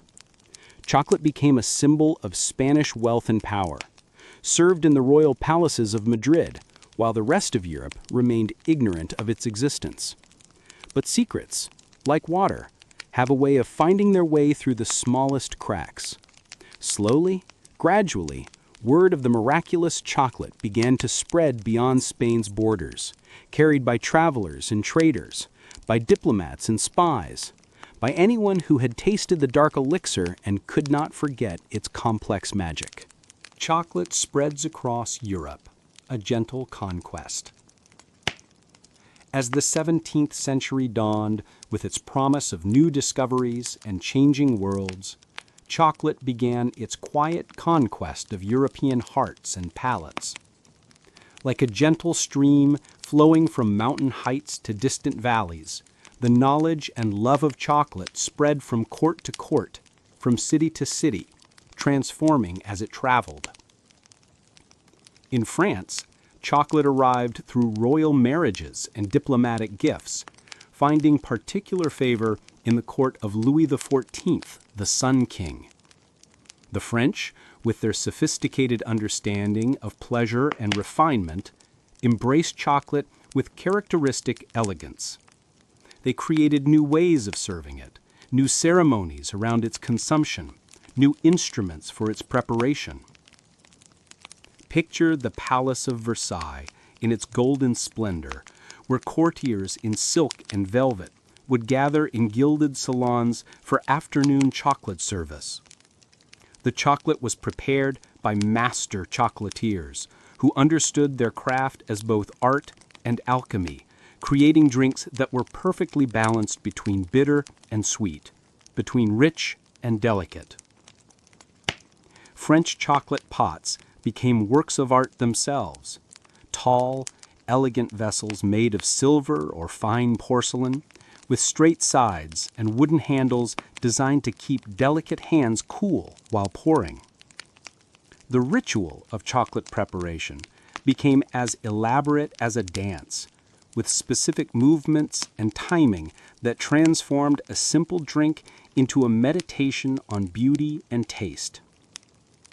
The French chocolate physician, Alphonse Lestringer, proclaimed chocolate to be beneficial for the health, especially for pregnant women and those suffering from melancholy.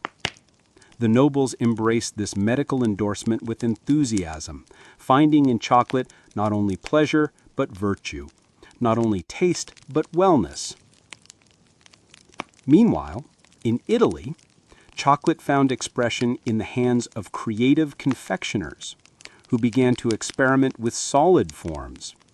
In Turin and Florence, master chocolatiers began creating the first solid chocolate confections, small pieces that could be eaten rather than drunk, portable treasures that concentrated all the complex flavors of liquid chocolate into bite-sized morsels.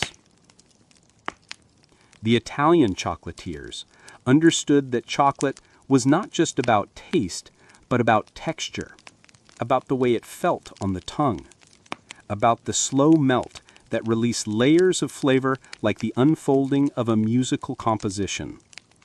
They began to create chocolate mixed with nuts and honey, with rose water and orange zest, each combination telling a different story of flavor and sensation.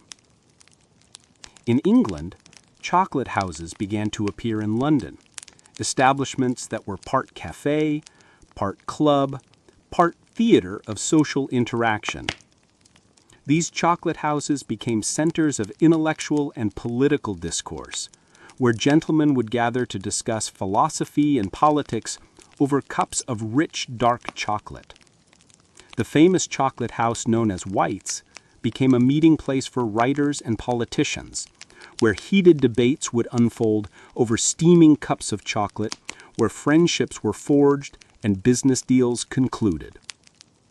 The chocolate served in these establishments was thick and rich, often flavored with spices from the far reaches of the British Empire. As night deepens around us and your body sinks more fully into rest, imagine these elegant European salons and coffee houses, where chocolate brought people together in conversation and contemplation, where the bittersweet drink became a catalyst for human connection and creativity. The birth of modern dark chocolate. As the 20th century arrived with its automobiles and electric lights, its world wars and technological marvels, chocolate continued to evolve and refine itself. The industrial processes developed in the previous century were perfected and improved, allowing for the creation of chocolate that was both more accessible and more sophisticated than ever before. Dark chocolate, in particular, began to find its true expression during this period. Chocolatiers learned to balance the bitter intensity of cocoa with just enough sugar to create products that showcased the pure, complex flavors of the cacao bean itself. This was chocolate that didn't hide behind sweetness or milk fat, but celebrated the earthy, fruity, sometimes floral notes that came from different varieties of cacao grown in different soils under different skies. In France, master chocolatiers began to treat chocolate making as a high art, studying the characteristics of cacao beans from different regions the way winemakers studied grapes. They discovered that cacao from Madagascar had different flavor notes than cacao from Ecuador, that beans grown in volcanic soil tasted different from those grown in river valleys. These artisan chocolatiers worked with small batches, controlling every aspect of the process from bean selection to final packaging. They roasted their cacao beans with the care of coffee masters, grinding them in small stone mills that preserved the subtle flavors that could be lost in large industrial processes. The result was dark chocolate that was a revelation, complex and nuanced, with flavor profiles that changed and developed on the palate like fine wine or aged cheese. Some dark chocolates carried hints of fruit and flowers. Others spoke of earth and wood, of tobacco and leather, of spices and stones. During World War II, chocolate became more than pleasure. It became comfort, hope, sustenance in times of scarcity. Soldiers carried chocolate bars in their packs, knowing that the concentrated energy and familiar taste could provide both physical and emotional sustenance when far from home. After the war, as the world rebuilt itself, chocolate experienced a renaissance. New technologies allowed for even better quality control and more sophisticated processing. Chocolatiers could now create products with precise percentages of cacao, clearly labeled so that consumers could choose the intensity they preferred. Dark chocolate began to be appreciated not just for its taste, but for its potential health benefits. Scientists discovered that cacao contains antioxidants called flavonoids, compounds that might support cardiovascular health and provide other benefits. The higher the percentage of cacao in chocolate, the more of these beneficial compounds it contained. This scientific validation gave chocolate lovers permission to indulge with less guilt, to see their favorite treat not as mere indulgence, but as something that could actually contribute to their well-being. Dark chocolate, with its high concentration of cacao and minimal added sugar, became the thinking person's confection. Chocolate spreads across Europe, a gentle conquest. As the 17th century dawned with its promise of new discoveries and changing worlds, chocolate began its quiet conquest of European hearts and palates. Like a gentle stream flowing from mountain heights to distant valleys, the knowledge and love of chocolate spread from court to court, from city to city, transforming as it traveled. In France, chocolate arrived through royal marriages and diplomatic gifts, finding particular favor in the court of Louis XIV, the Sun King. The French, with their sophisticated understanding of pleasure and refinement, embraced chocolate with characteristic elegance. They created new ways of serving it, new ceremonies around its consumption, new instruments for its preparation. Picture the Palace of Versailles in its golden splendor, where courtiers in silk and velvet would gather in gilded salons for afternoon chocolate service. The chocolate was prepared by master chocolatiers who understood their craft as both art and alchemy, creating drinks that were perfectly balanced between bitter and sweet, between rich and delicate. French chocolate pots became works of art themselves, tall, elegant vessels made of silver or fine porcelain, with straight sides and wooden handles designed to keep delicate hands cool while pouring. The ritual of chocolate preparation became as elaborate as a dance, with specific movements and timing that transformed a simple drink into a meditation on beauty and taste.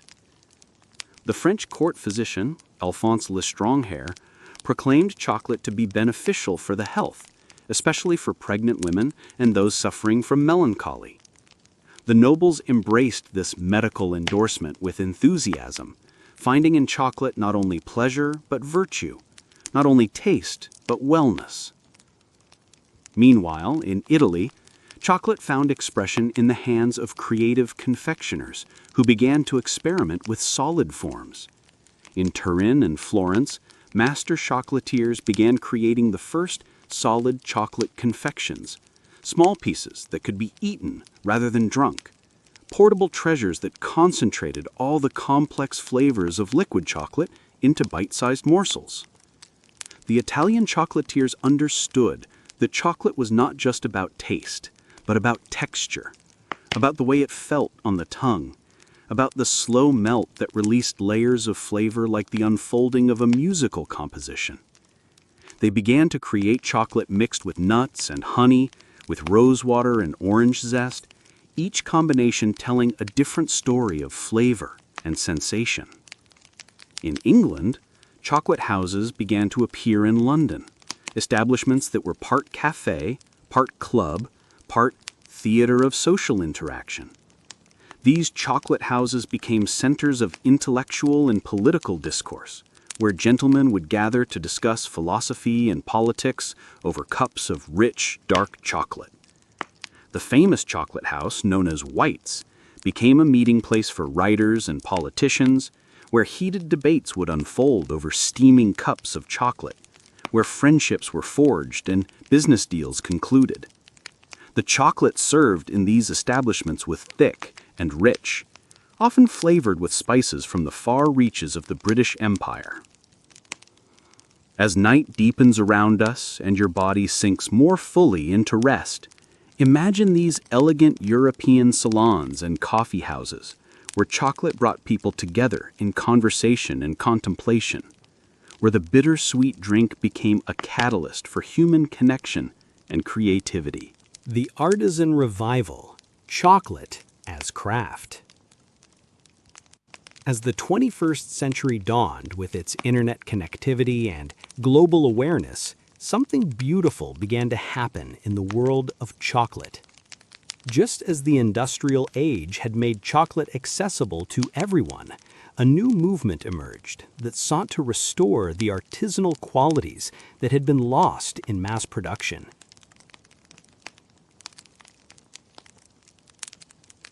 Small chocolatiers began to establish themselves in cities around the world, working with single-origin cacao beans and traditional techniques to create chocolates that were works of art as much as food. These craft chocolate makers were like the ancient Maya priests in their devotion to their materials, understanding that great chocolate begins with great cacao beans and careful, respectful processing. Bean-to-bar chocolate making became a movement, with chocolatiers controlling every step of the process, from sourcing cacao beans directly from farmers to creating finished bars in their own workshops. They learned to roast beans in small batches, adjusting time and temperature to bring out the unique characteristics of each variety. These modern chocolate artisans discovered flavors that had been lost in industrial processing. The bright acidity of Criollo beans from Venezuela, the nutty complexity of Nacional cacao from Ecuador, the wine-like notes of beans from Madagascar. Each origin told its own story through taste, carrying the essence of its homeland in molecular form. The grinding process became meditation for these craftspeople, as they used small stone mills or vintage equipment to slowly transform roasted beans into smooth chocolate liquor. Unlike industrial producers who might complete this process in hours, artisan chocolatiers would grind their chocolate for days, understanding that patience creates depth of flavor that cannot be rushed. Conching, the process invented by Rudolf Lindt, was refined to an art form. Artisan chocolatiers would conch their chocolate for 48, 72, even 96 hours, listening to the changing sound of the mixture as it developed from gritty paste to silky smooth perfection. They understood that conching was not just about texture, but about flavor development, about allowing the chocolate to find its own voice. These craft chocolatiers also began to explore the terroir of chocolate, the way that soil, climate, and processing methods affected the final flavor. They worked directly with cacao farmers, often visiting the plantations where their beans were grown, learning about fermentation and drying techniques that had been passed down through generations. The packaging of these artisanal chocolates became art itself. Simple, elegant designs that spoke of the care and attention that went into every bar. The chocolate was presented not as mass-produced candy, but as something precious and individual, worthy of contemplation and slow enjoyment. As sleep draws nearer and your mind grows peaceful, imagine these modern chocolate artisans in their workshops, surrounded by the ancient aromas of roasting cacao, carrying forward a tradition that connects us to Maya priests and Aztec emperors, to Spanish nobility and European innovators, all united by their love of this miraculous transformation of simple seeds into complex pleasure. The Science of Dark Chocolate, Understanding the Magic. In our modern age of scientific understanding, we have begun to unlock the mysteries that made chocolate sacred to ancient civilizations. What the Maya priests knew through intuition and the Aztec warriors understood through experience, modern science has been able to explain through chemistry and biology. Dark chocolate, we now know, is one of the most chemically complex foods in the world, containing over 600 different compounds that work together to create its unique flavor profile and effects on the human body. The transformation from cacao bean to dark chocolate involves a series of chemical reactions that are still not fully understood even by our most advanced food scientists. The fermentation process that begins immediately after cacao pods are harvested is crucial to developing chocolate's complex flavors. As the beans ferment in their own pulp, enzymes break down proteins and sugars, creating precursor compounds that will later develop into the flavors we associate with fine chocolate. This fermentation is as important to chocolate as it is to wine or cheese, and like those products, it cannot be rushed or artificially replicated. During roasting, the Maillard reaction, the same chemical process that creates the flavors in roasted coffee and baked bread, transforms these precursor compounds into the hundreds of flavor molecules that give chocolate its depth and complexity. Master chocolatiers control this reaction through precise temperature and timing, coaxing different flavor notes from the same beans through subtle variations in their roasting profiles. The compounds that make dark chocolate beneficial to health are primarily the flavonoids, powerful antioxidants that are most concentrated in the cacao bean's outer layers. These molecules, which help protect the cacao plant from environmental stresses, may also help protect human cells from oxidative damage when we consume chocolate. But chocolate's effects on mood and well-being go beyond simple nutrition. Dark chocolate contains small amounts of compounds like phenylethylamine and anandamide, molecules that can influence neurotransmitter activity in the brain. Phenylethylamine is sometimes called the love chemical because it's also produced naturally when we fall in love, while anandamide, named after the Sanskrit word for bliss, binds to the same receptors as certain compounds found in cannabis. These discoveries help explain why chocolate has been considered sacred and magical throughout history. The ancient peoples who first prepared chocolate as a divine drink were experiencing real physiological effects, not just imaginary ones. The bitter cacao they consumed contained high concentrations of these bioactive compounds, creating experiences that seemed to connect them to something beyond the ordinary world. Modern dark chocolate, especially varieties with high cacao content, still contains these compounds, though usually in smaller concentrations than the drinks consumed by Maya priests and Aztec emperors. When we eat a piece of fine dark chocolate and feel that moment of satisfaction and well-being, we're experiencing a diluted version of what ancient peoples considered divine communion. The melting point of cocoa butter, the fat naturally present in cacao beans, is just below human body temperature, which means that chocolate literally melts on the tongue, releasing its flavors and aromatic compounds directly into the mouth and nose. This physical property is part of what makes chocolate such a sensual experience, engaging multiple senses simultaneously in a way that few other foods can match. The global journey from bean to bar today. In our interconnected modern world, the journey of dark chocolate from cacao tree to finished bar spans continents and involves countless hands, each playing a role in the ancient alchemy that transforms bitter seeds into sublime confection. The story begins, as it always has, in the tropical regions where cacao trees grow, primarily in West Africa, South America, and Southeast Asia. Small farmers tend their cacao groves with knowledge passed down through generations, understanding the rhythm of the trees, the timing of harvest, the art of fermentation that begins the transformation process. In Ghana and Côte d'Ivoire, which together produce more than half the world's cacao, farmers wake before dawn to tend the trees. They know each tree individually, understanding its particular needs and characteristics. When the pods are ripe, changing from green to gold or deep red depending on the variety, they are carefully harvested by hand, using long knives to avoid damaging the delicate bark.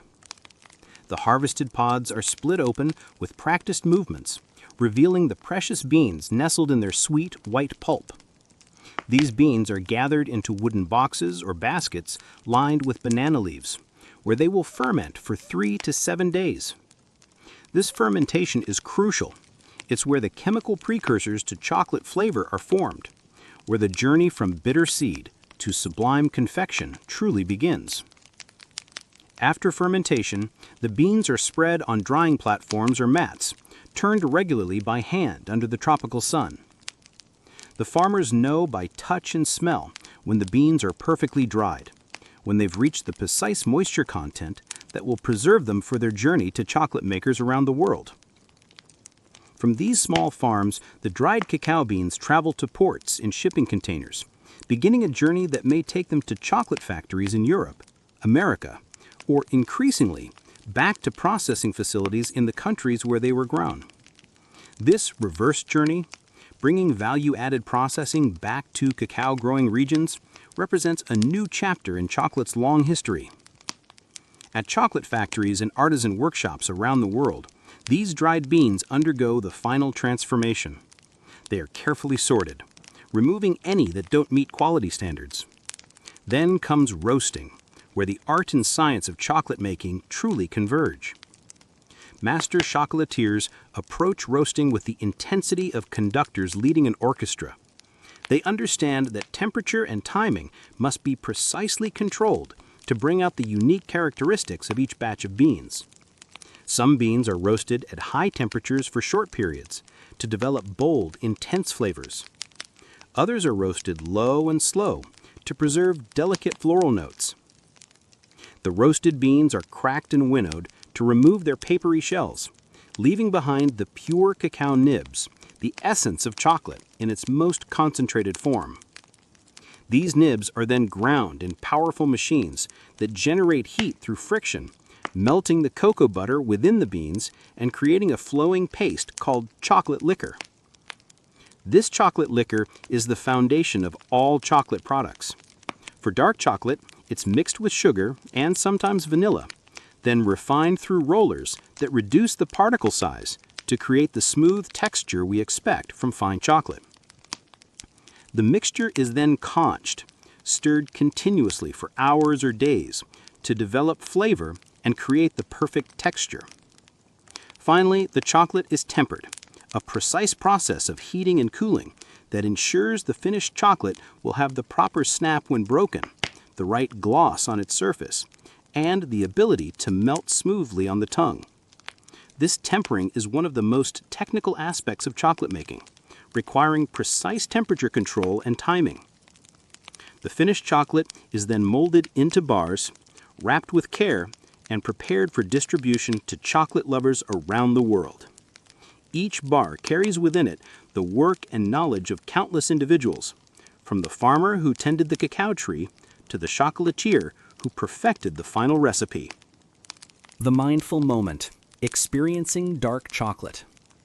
As our journey through chocolate's history draws to a close, let us pause to consider the simple yet profound act of eating dark chocolate mindfully, with full attention to the experience that connects us to thousands of years of human culture and craftsmanship. When you next unwrap a bar of fine dark chocolate, take a moment to appreciate the culmination of this ancient journey.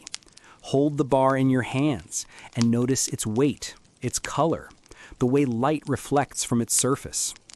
Quality dark chocolate should have a deep, rich color and a glossy finish that speaks of proper tempering and careful craftsmanship. Break off a small piece and listen to the sound it makes, that clean snap that indicates that the chocolate has been properly tempered. Close your eyes for a moment and breathe deeply. Can you smell it? That warm, earthy fragrance drifting through the evening air? It's garlic, sizzling gently in olive oil somewhere nearby. But this isn't just the scent of tonight's dinner. This is the aroma of human civilization itself.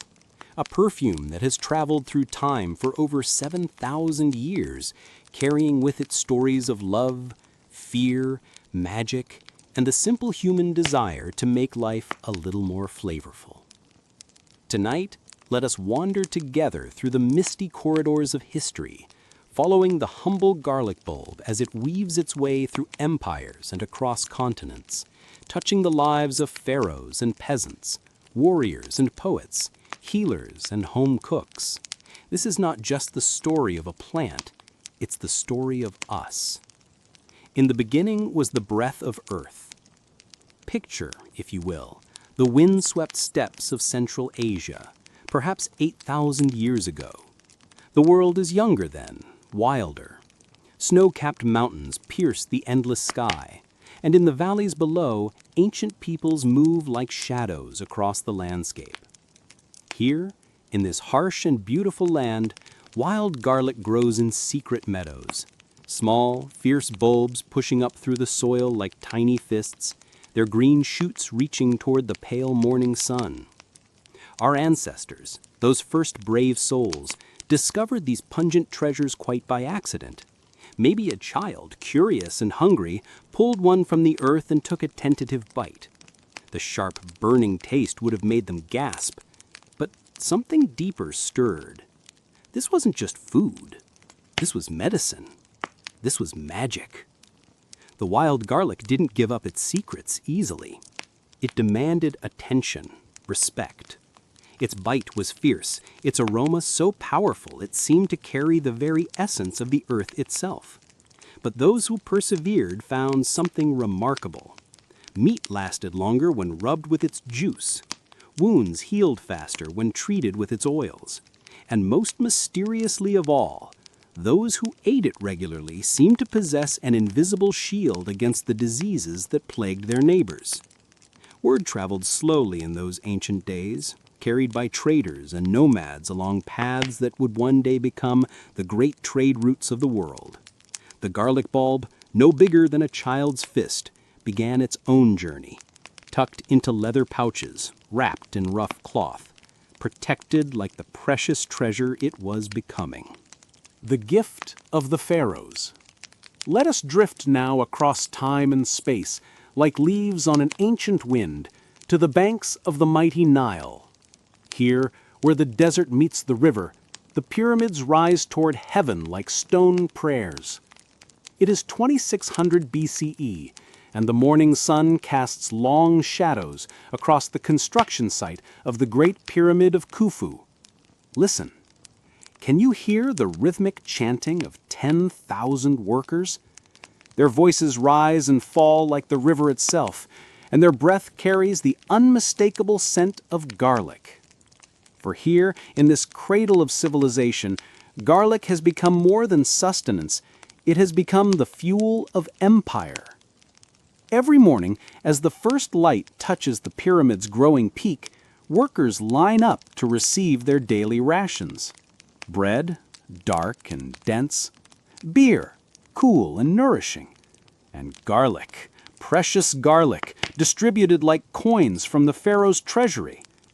The ancient Egyptians understand what we are only now beginning to rediscover, that this humble bulb possesses almost supernatural powers.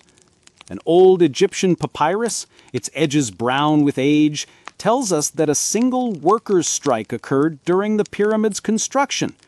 But this was no ordinary labor dispute. The workers had stopped building because their garlic rations had been cut. Without it, they claimed, they would grow weak and sick. The pharaoh's overseers, wise in their way, quickly restored the garlic supplies, work resumed, and the pyramid continued its slow climb toward the stars. In the shadowy chambers of Egyptian temples, priests burned garlic as incense, believing its pungent smoke could carry prayers directly to the gods. They wrapped mummies with garlic bulbs tucked between the linen strips, ensuring the dead would have protection in the afterlife. To them, garlic was a bridge between worlds, earthly and divine, mortal and eternal. The warrior's shield. Now let our story carry us westward, across the azure Mediterranean to the marble columns and olive groves of ancient Greece. Here in the 5th century BCE, young men gather in the courtyards of gymnasiums, their bronze-tanned bodies glistening with olive oil. They are athletes, preparing for the Olympic Games, and their secret weapon isn't just training, it's garlic. The Greeks called it the stinking rose, but they spoke with affection, not disgust. Olympic athletes would consume entire cloves before competition, believing garlic would give them strength and courage. The aroma that surrounded these ancient sports complexes must have been overwhelming. A cloud of garlic-scented determination that announced to the world, here are warriors preparing for battle. But it wasn't just athletes who embraced garlic's power. Greek soldiers heading into battle would eat it ceremonially, sharing cloves like communion bread. They believed it would make them fearless, that its fire would burn away cowardice from their hearts. Roman legions would later adopt this practice, carrying garlic with them as they marched across continents, building an empire with swords in their hands and garlic on their breath. There's something deeply moving about imagining these ancient warriors, young men far from home, facing uncertain battles, finding comfort and courage in such a simple thing. They couldn't have known about all the allicin and sulfur compounds. They only knew that garlic made them feel stronger, braver, more alive. In a world where death lurked around every corner, garlic was hope, wrapped in papery white skin. The Healer's Garden. As empires rose and fell, as armies marched and cities burned, garlic quietly established itself in another realm entirely, the realm of healing. In monastery gardens across medieval Europe, where herbs grew in careful rows like green prayers, garlic held a place of honor. Picture Brother Augustine, a monk in 12th century France, walking through his monastery's herb garden in the early morning mist. His brown robes brush against the plants as he moves, and his weathered hands select bulbs with the care of a jeweler choosing diamonds. He knows what the ancient texts tell him, that garlic can drive away pestilence, ease breathing, strengthen the heart. During the terrible plague years that swept across Europe, when death seemed to ride the very wind, people clutched at any hope they could find. Garlic became a talisman against the darkness. They wore it around their necks, hung it in doorways, burned it in their hearths. Whether it truly protected them or merely gave them courage to face another day, we cannot say. But in those desperate times, the act of faith itself became a kind of medicine. The famous Four Thieves vinegar, a legendary remedy supposedly used by grave robbers during plague times, contained garlic as its primary ingredient. These thieves, so the story goes, could walk among plague victims and emerge unscathed, protected by their pungent potion. Myth or reality, the story speaks to garlic's reputation as a guardian against evil, both natural and supernatural. Across the ocean of dreams, our tale now follows the great ships of discovery as they carry garlic across the vast Atlantic. Spanish conquistadors, their holds filled with dreams of gold and glory, also carried humble bulbs of garlic. They planted them in the New World in soil that had never known their touch. Imagine those first garlic plants pushing through Mexican earth, their green shoots reaching toward an alien sun. Native peoples, encountering this strange new plant, must have marveled at its intensity, its boldness. Some embraced it immediately, recognizing in it a kindred spirit, something that demanded respect but offered great rewards. In the missions of California, Spanish monks planted garlic alongside their prayers. The bulbs multiplied in the golden California soil like promises kept, eventually giving birth to the great garlic fields that still perfume the air around Gilroy.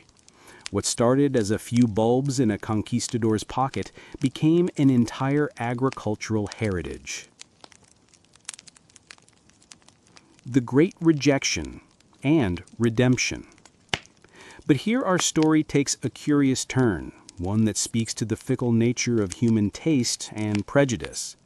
As European immigrants poured into America in the 19th and early 20th centuries, they brought their garlic with them and found themselves scorned for it. In the gleaming cities of industrial America, garlic became a mark of otherness.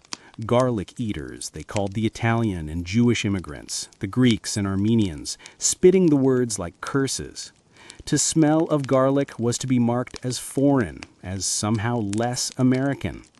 The beautiful, complex dishes of the Mediterranean, perfumed with garlic and olive oil, were dismissed as crude and peasant-like. Think of the young Italian mother standing in her tenement kitchen in 1920s New York, hesitating before adding garlic to her sauce. Should she cook the foods of her homeland, the recipes her own mother had whispered to her like secrets? Or should she try to become more American, bland, and acceptable? How many family recipes were lost in those moments of doubt? How many aromatic traditions died on the altar of assimilation?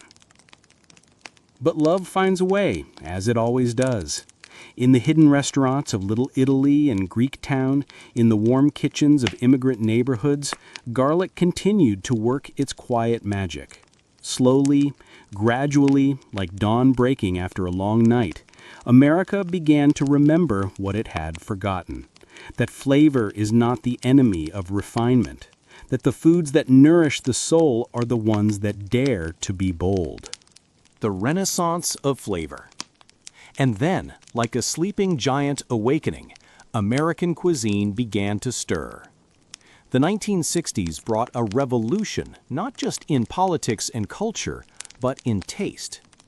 Julia Child, standing in her television kitchen with her warm laugh and fearless approach to French cooking, showed a nation that garlic wasn't something to be ashamed of. It was something to celebrate. Food writers like James Beard and Craig Clyburn wrote about garlic with the reverence once reserved for fine wine. Restaurants began to emerge that wore their garlic usage like a badge of honor. The Stinking Rose restaurant in San Francisco would eventually serve garlic ice cream, garlic cocktails, even garlic chocolate, pushing the boundaries of what was possible with this ancient bulb. By the 1980s, something remarkable had happened. Garlic festivals began sprouting across America like mushrooms after rain. In Gilroy, California, hundreds of thousands of people gather each summer to celebrate garlic in all its forms. The air itself becomes edible, thick with the aroma of roasting bulbs. Children, who once might have wrinkled their noses at garlic bread, now compete in garlic eating contests. The transformation was complete. The outcast had become the beloved. The science of magic. Today, as we rest here in our modern world, science has finally begun to explain what our ancestors knew in their bones. Those sharp, burning compounds that make garlic so distinctive allicin, diallyl sulfide, S-allylcysteine, turn out to be nature's own pharmacy. Researchers in pristine laboratories, their equipment humming quietly in climate-controlled rooms, have discovered that garlic can lower blood pressure, reduce cholesterol, boost immune function, and even fight cancer. The ancient Egyptian workers who demanded their garlic rations weren't indulging in superstition, they were practicing medicine. But perhaps the most beautiful discovery is this. When garlic is crushed or chopped, it doesn't immediately release its most powerful compounds. Instead, it waits.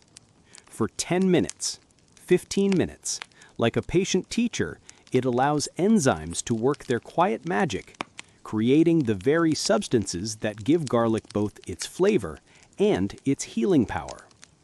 Even garlic, it seems, understands that the best things come to those who wait. The eternal harvest. As our story draws toward its gentle close, let us return to where we began, in a kitchen, perhaps your own, where garlic waits patiently in a basket or hanging in braids like edible jewelry. Each bulb carries within it the entire history we've traveled together tonight.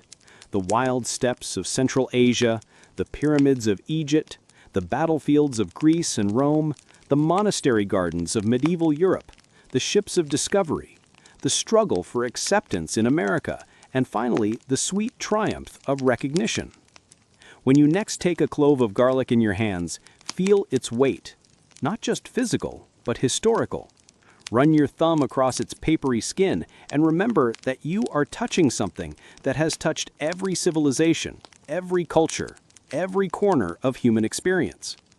The sharp scent that rises when you crush it is the same scent that filled the nostrils of pharaohs and peasants, warriors and poets, immigrants dreaming of new lives, and grandmothers preserving old traditions. In a world that changes so rapidly, we sometimes lose our breath trying to keep up. Garlic remains constant, earthy, honest, demanding, generous. It asks only to be treated with respect, to be given time to reveal its secrets. In return, it offers not just flavor, but connection to the earth, to history, to each other. The Whispering Gardens of Asia. But our journey through garlic's tapestry is far from complete. Let us drift now on evening breezes to the terraced hillsides of ancient China, where mist clings to bamboo groves and the sound of temple bells echoes across valleys painted in shades of jade and gold. Here, 3,000 years ago, Chinese healers first wrote of garlic in their medical texts, calling it Da Suan, the great vegetable. Picture Master Chen, an elderly herbalist in the Han Dynasty, carefully tending his medicinal garden as the sun sets behind the mountains. His fingers, stained with the essence of countless healing plants, select bulbs of garlic with the precision of a scholar choosing the perfect character for a poem. He knows what the ancient texts tell him, that garlic can warm the stomach, strengthen the spleen, and drive away evil spirits that cause illness. In the imperial kitchens of the Forbidden City, court chefs learned to balance garlic's fire with the cooling nature of ginger, creating harmonies of flavor that would influence cuisine for millennia. They understood something profound about garlic, that it was not meant to dominate, but to dance with other ingredients, each enhancing the other's natural beauty. The Silk Road carried these Chinese culinary secrets westward, along with precious silks and spices. Caravan drivers, their faces weathered by desert winds, would pause at roadside inns where Chinese, Persian, and Arab influences blended like colors on an artist's palette. Here, garlic found new expressions in the fragrant pilafs of Samarkand, in the slow-cooked tagines of North African traders, in the spiced teas that warmed travelers through cold mountain nights. The sacred bulb of India. Southward now, our story flows like the sacred Ganges, carrying us to the subcontinent where spice is not just seasoning, but philosophy. In ancient India, garlic held a peculiar position, both revered and rejected, powerful and problematic. The Ayurvedic healers recognized its tremendous therapeutic properties, prescribing it for everything from digestive troubles to respiratory ailments. Yet certain spiritual traditions forbade its use, believing its pungent nature could inflame the passions and disturb meditation. Imagine a young Brahmin student in ancient Varanasi, torn between his spiritual training and his grandmother's wisdom. She, bent with age but sharp with knowledge, would secretly slip garlic into his food when he fell ill, whispering ancient mantras of protection. "The gods," she would tell him, "understand that sometimes the body needs what the mind thinks it should reject." In the bustling spice markets of Kerala, where black pepper was once worth its weight in gold, garlic found its place among the treasures of the earth. Monsoon rains would fill the air with the scent of wet earth and growing things, and in the narrow alleys between spice stalls, the aroma of garlic would mingle with cardamom, cinnamon, and cloves, creating an olfactory symphony that spoke of abundance and diversity. The great Indian epics, the Ramayana and Mahabharata, don't mention garlic directly, but in the folk tales that grew around these stories, garlic appears as a protector, a guardian against demons and disease. Village storytellers, gathering children around flickering oil lamps, would tell of brave warriors who rubbed garlic on their weapons before battle, of wise women who hung garlic in doorways to keep evil spirits at bay. The desert roses of the Middle East. Let us journey now through landscapes painted in ochre and gold, where ancient cities rise from the desert like mirages made real. In Mesopotamia, the cradle of civilization, garlic found its way into the very foundation of human culture. Babylonian and Assyrian tablets, their cuneiform script pressed into clay by hands that have long since returned to dust, speak of garlic as both food and medicine. In the markets of ancient Baghdad, where the scent of rosewater mingles with burning frankincense, Persian merchants would display their garlic like precious gems, each bulb perfect and white as a full moon. They knew secrets of preservation that would keep garlic fresh for months-long journeys across the burning sands of the Sahara or the treacherous peaks of the Hindu Kush. The nomadic Bedouins, those children of the desert who read the stars like books and found water where others saw only sand, carried garlic with them across the endless dunes. Around their evening campfires, as the desert cooled and the stars emerged like scattered diamonds across the velvet sky, they would share simple meals made rich by garlic's presence. Their traditional saying, "Garlic is the poor man's medicine and the rich man's pleasure," spoke to truths that transcended wealth or status. The medieval transformation. As the Dark Ages settled over Europe like a heavy curtain, garlic became a beacon of hope in troubled times. In monastery infirmaries, where hooded monks tended to the sick by candlelight, garlic was often the difference between life and death.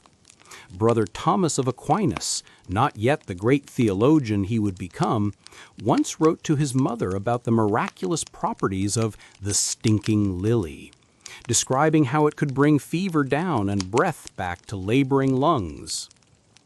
The medieval doctrine of signatures, the belief that God had marked each plant with signs of its intended use, saw garlic's white color as proof that it could purify the blood and drive out darkness.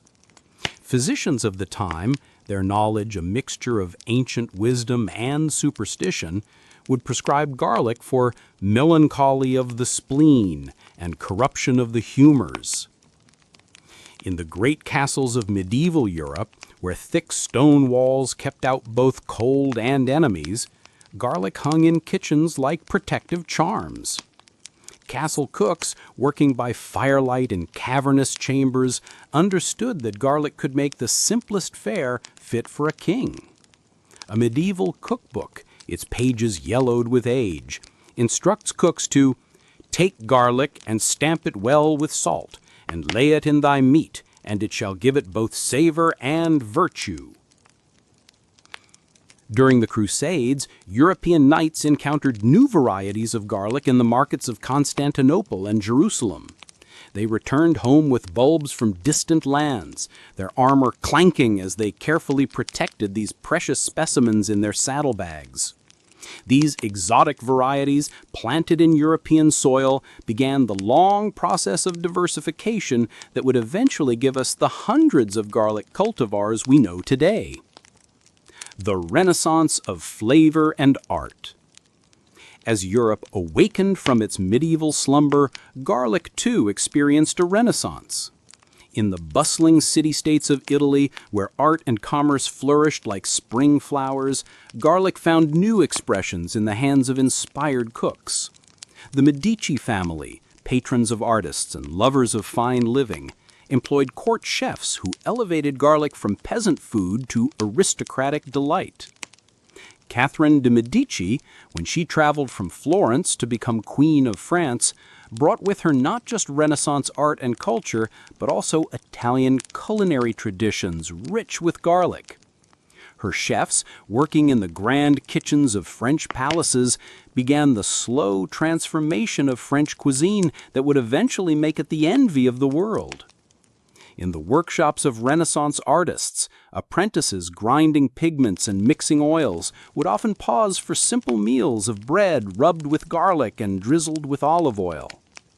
Leonardo da Vinci himself, that great observer of nature, made notes about garlic in his journals, fascinated by the perfect mathematical spirals of its clothes and the way its papery skin seemed to capture and hold light. The Renaissance brought the printing press, and with it, the first widespread distribution of cookbooks. These early culinary texts, printed on hand-aid paper with metal type, carried garlic recipes across Europe faster than any caravan or ship. For the first time in history, a cook in London could prepare a dish exactly as it was made in Naples or Provence. The age of exploration and exchange. The great age of exploration that began in the 15th century was also the age of garlic's global migration. Portuguese navigators, those brave souls who pushed into unknown waters with nothing but stars to guide them, carried garlic bulbs in their ships' holds.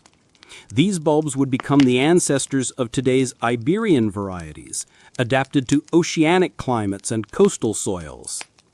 Vasco da Gama, rounding the Cape of Good Hope on his way to India, made note in his ship's log of the medicinal use of garlic among his crew. Sailors, facing the constant threat of scurvy and other diseases of long sea voyages, found that those who consumed garlic regularly stayed healthier than those who did not.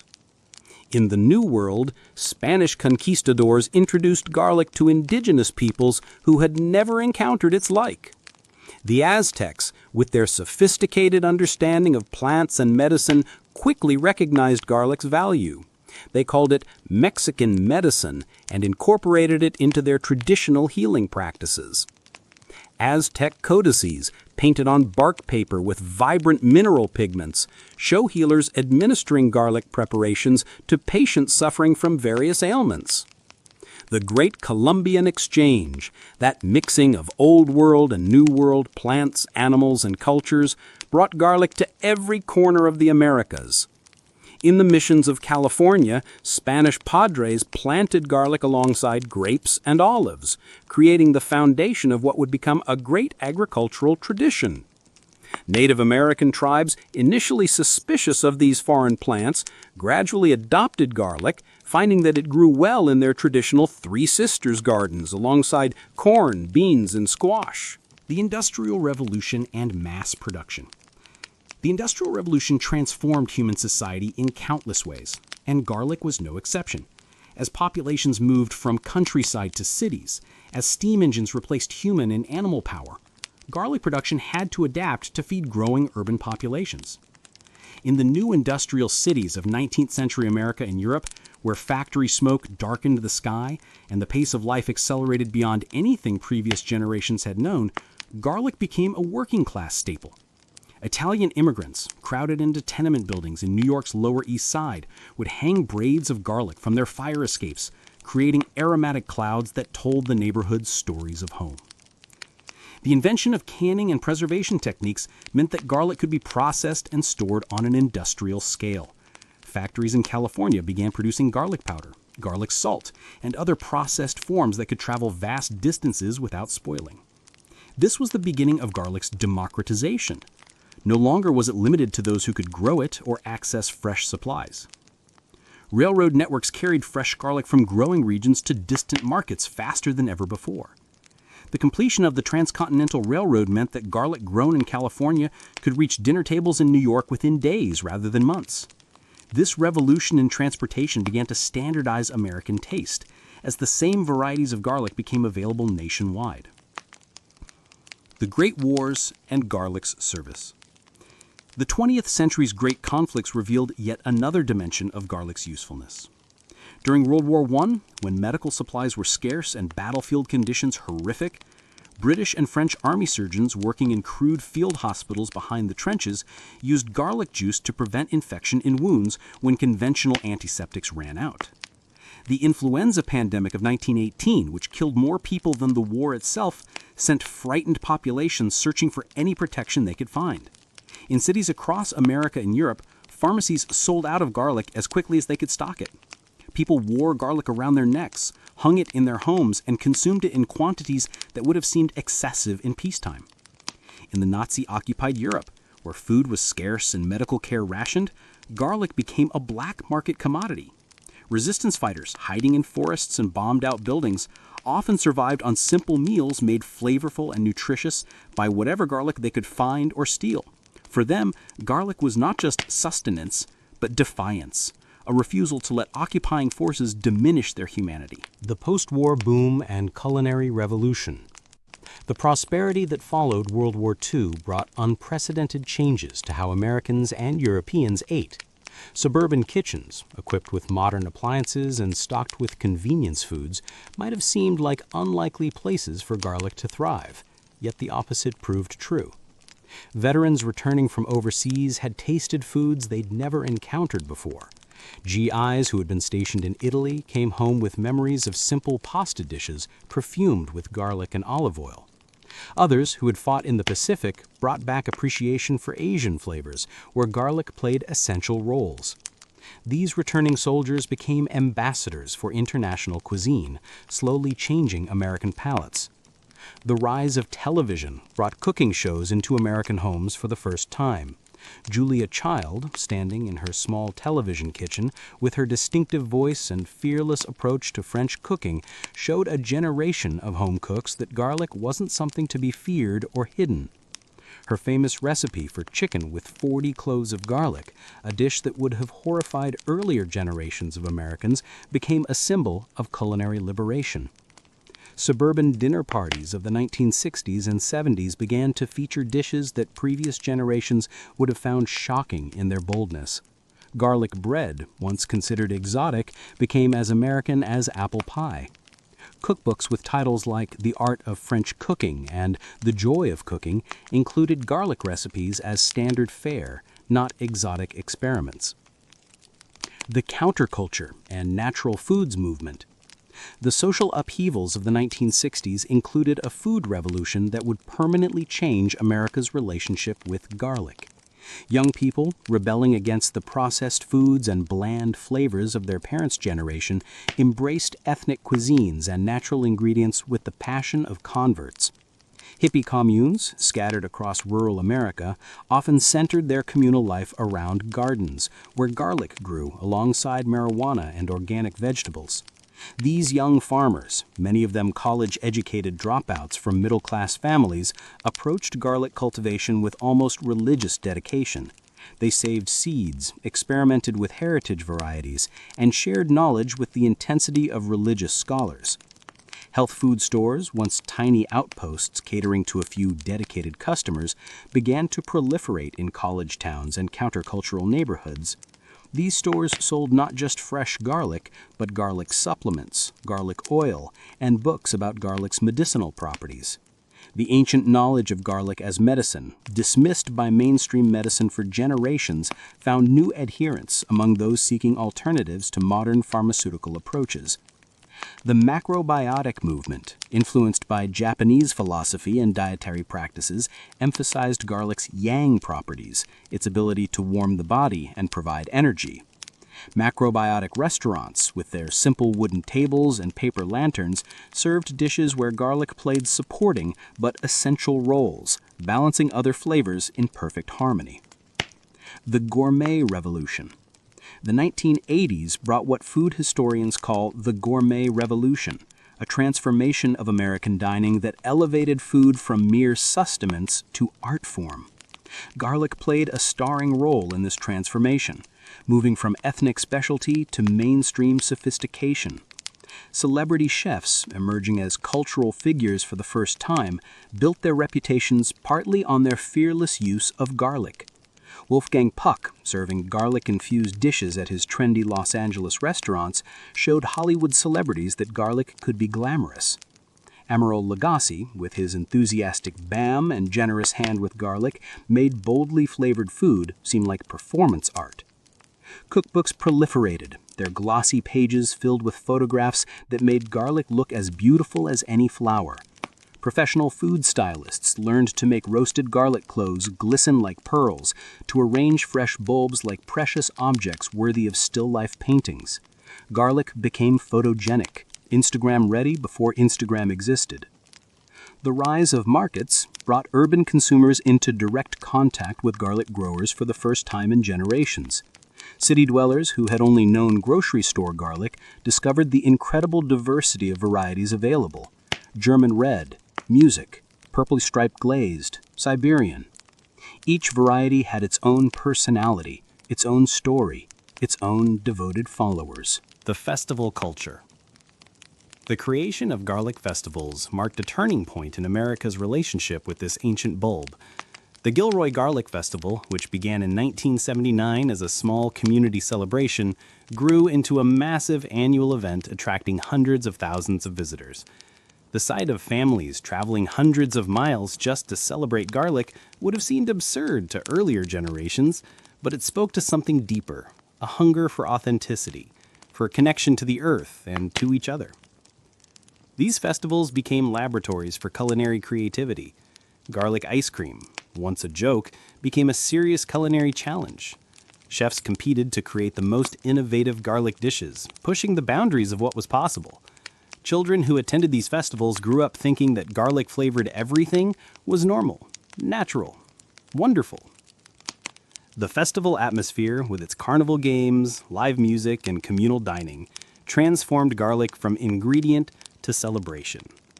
Families made annual pilgrimage to these events, creating traditions that connected them to farming communities and to the seasons. Urban children got to see where their food came from, to touch soil, and talk to farmers. The internet age and global connection. The arrival of the internet revolutionized how people learned about and obtained garlic. Online forums dedicated to garlic growing sprouted like mushrooms after rain, connecting enthusiasts from around the world. A farmer in Minnesota could share growing tips with a hobbyist in Australia. A chef in New York could source rare varieties from a grower in Oregon. Suddenly, anyone with a small plot of land could grow music garlic from Canada, Georgian crystal from the Republic of Georgia, or purple top from Romania. The genetic diversity that had been the province of specialized farmers became accessible to anyone with internet access and a gardening dream. Food blogs multiplied exponentially, many of them dedicated to single ingredients. Garlic bloggers shared everything from growing tips to recipe variations to philosophical meditations on flavor. These bloggers became tastemakers, influencing food trends through their passionate advocacy for particular varieties or preparation methods. Social media transformed garlic from kitchen staple to lifestyle statement. Instagram feeds filled with artfully arranged photos of fresh garlic, roasted garlic, garlic scapes arranged like floral bouquets. Pinterest boards collected thousands of garlic recipes, sorted by season, preparation method, or cultural origin. YouTube videos taught viewers how to braid garlic, how to grow it in containers, how to make fermented garlic honey. The continuing story. Tonight, somewhere in the world, a child is tasting garlic for the first time, their face scrunching up at its intensity before slowly smoothing into appreciation. Somewhere, a young couple is cooking their first meal together, learning that the amount of garlic in a recipe is always a suggestion, never a rule. Somewhere, an elderly grandmother is teaching her granddaughter the family recipe, emphasizing that the garlic must be added with love, always with love. In research laboratories, scientists continue to unlock garlic's secrets, discovering new compounds and properties that validate ancient wisdom. Clinical trials explore garlic's potential in fighting cancer, reducing heart disease, boosting immune function. What our ancestors knew through experience, we now understand through science. Yet the mystery remains. How did such a simple plant become so essential to human flourishing? And somewhere, in a field kissed by morning sun, new garlic bulbs are forming beneath the soil, preparing for their own journey through time. They don't know that they carry within their layers the dreams of farmers, the prayers of the hungry, the hopes of the sick seeking healing. They simply grow, as garlic has always grown, patient and persistent, waiting to add their own verse to humanity's long aromatic song. In our modern world of processed foods and artificial flavors, garlic stands as a reminder of authenticity, of the power of the natural world to nourish both body and soul. Each clove holds within it the wisdom of ages, the knowledge that good health begins with good food, that the simplest ingredients can create the most complex pleasures, and that sharing a meal seasoned with care is one of humanity's most fundamental acts of love. So sleep now, and let the gentle ghost of garlic's perfume carry you into dreams.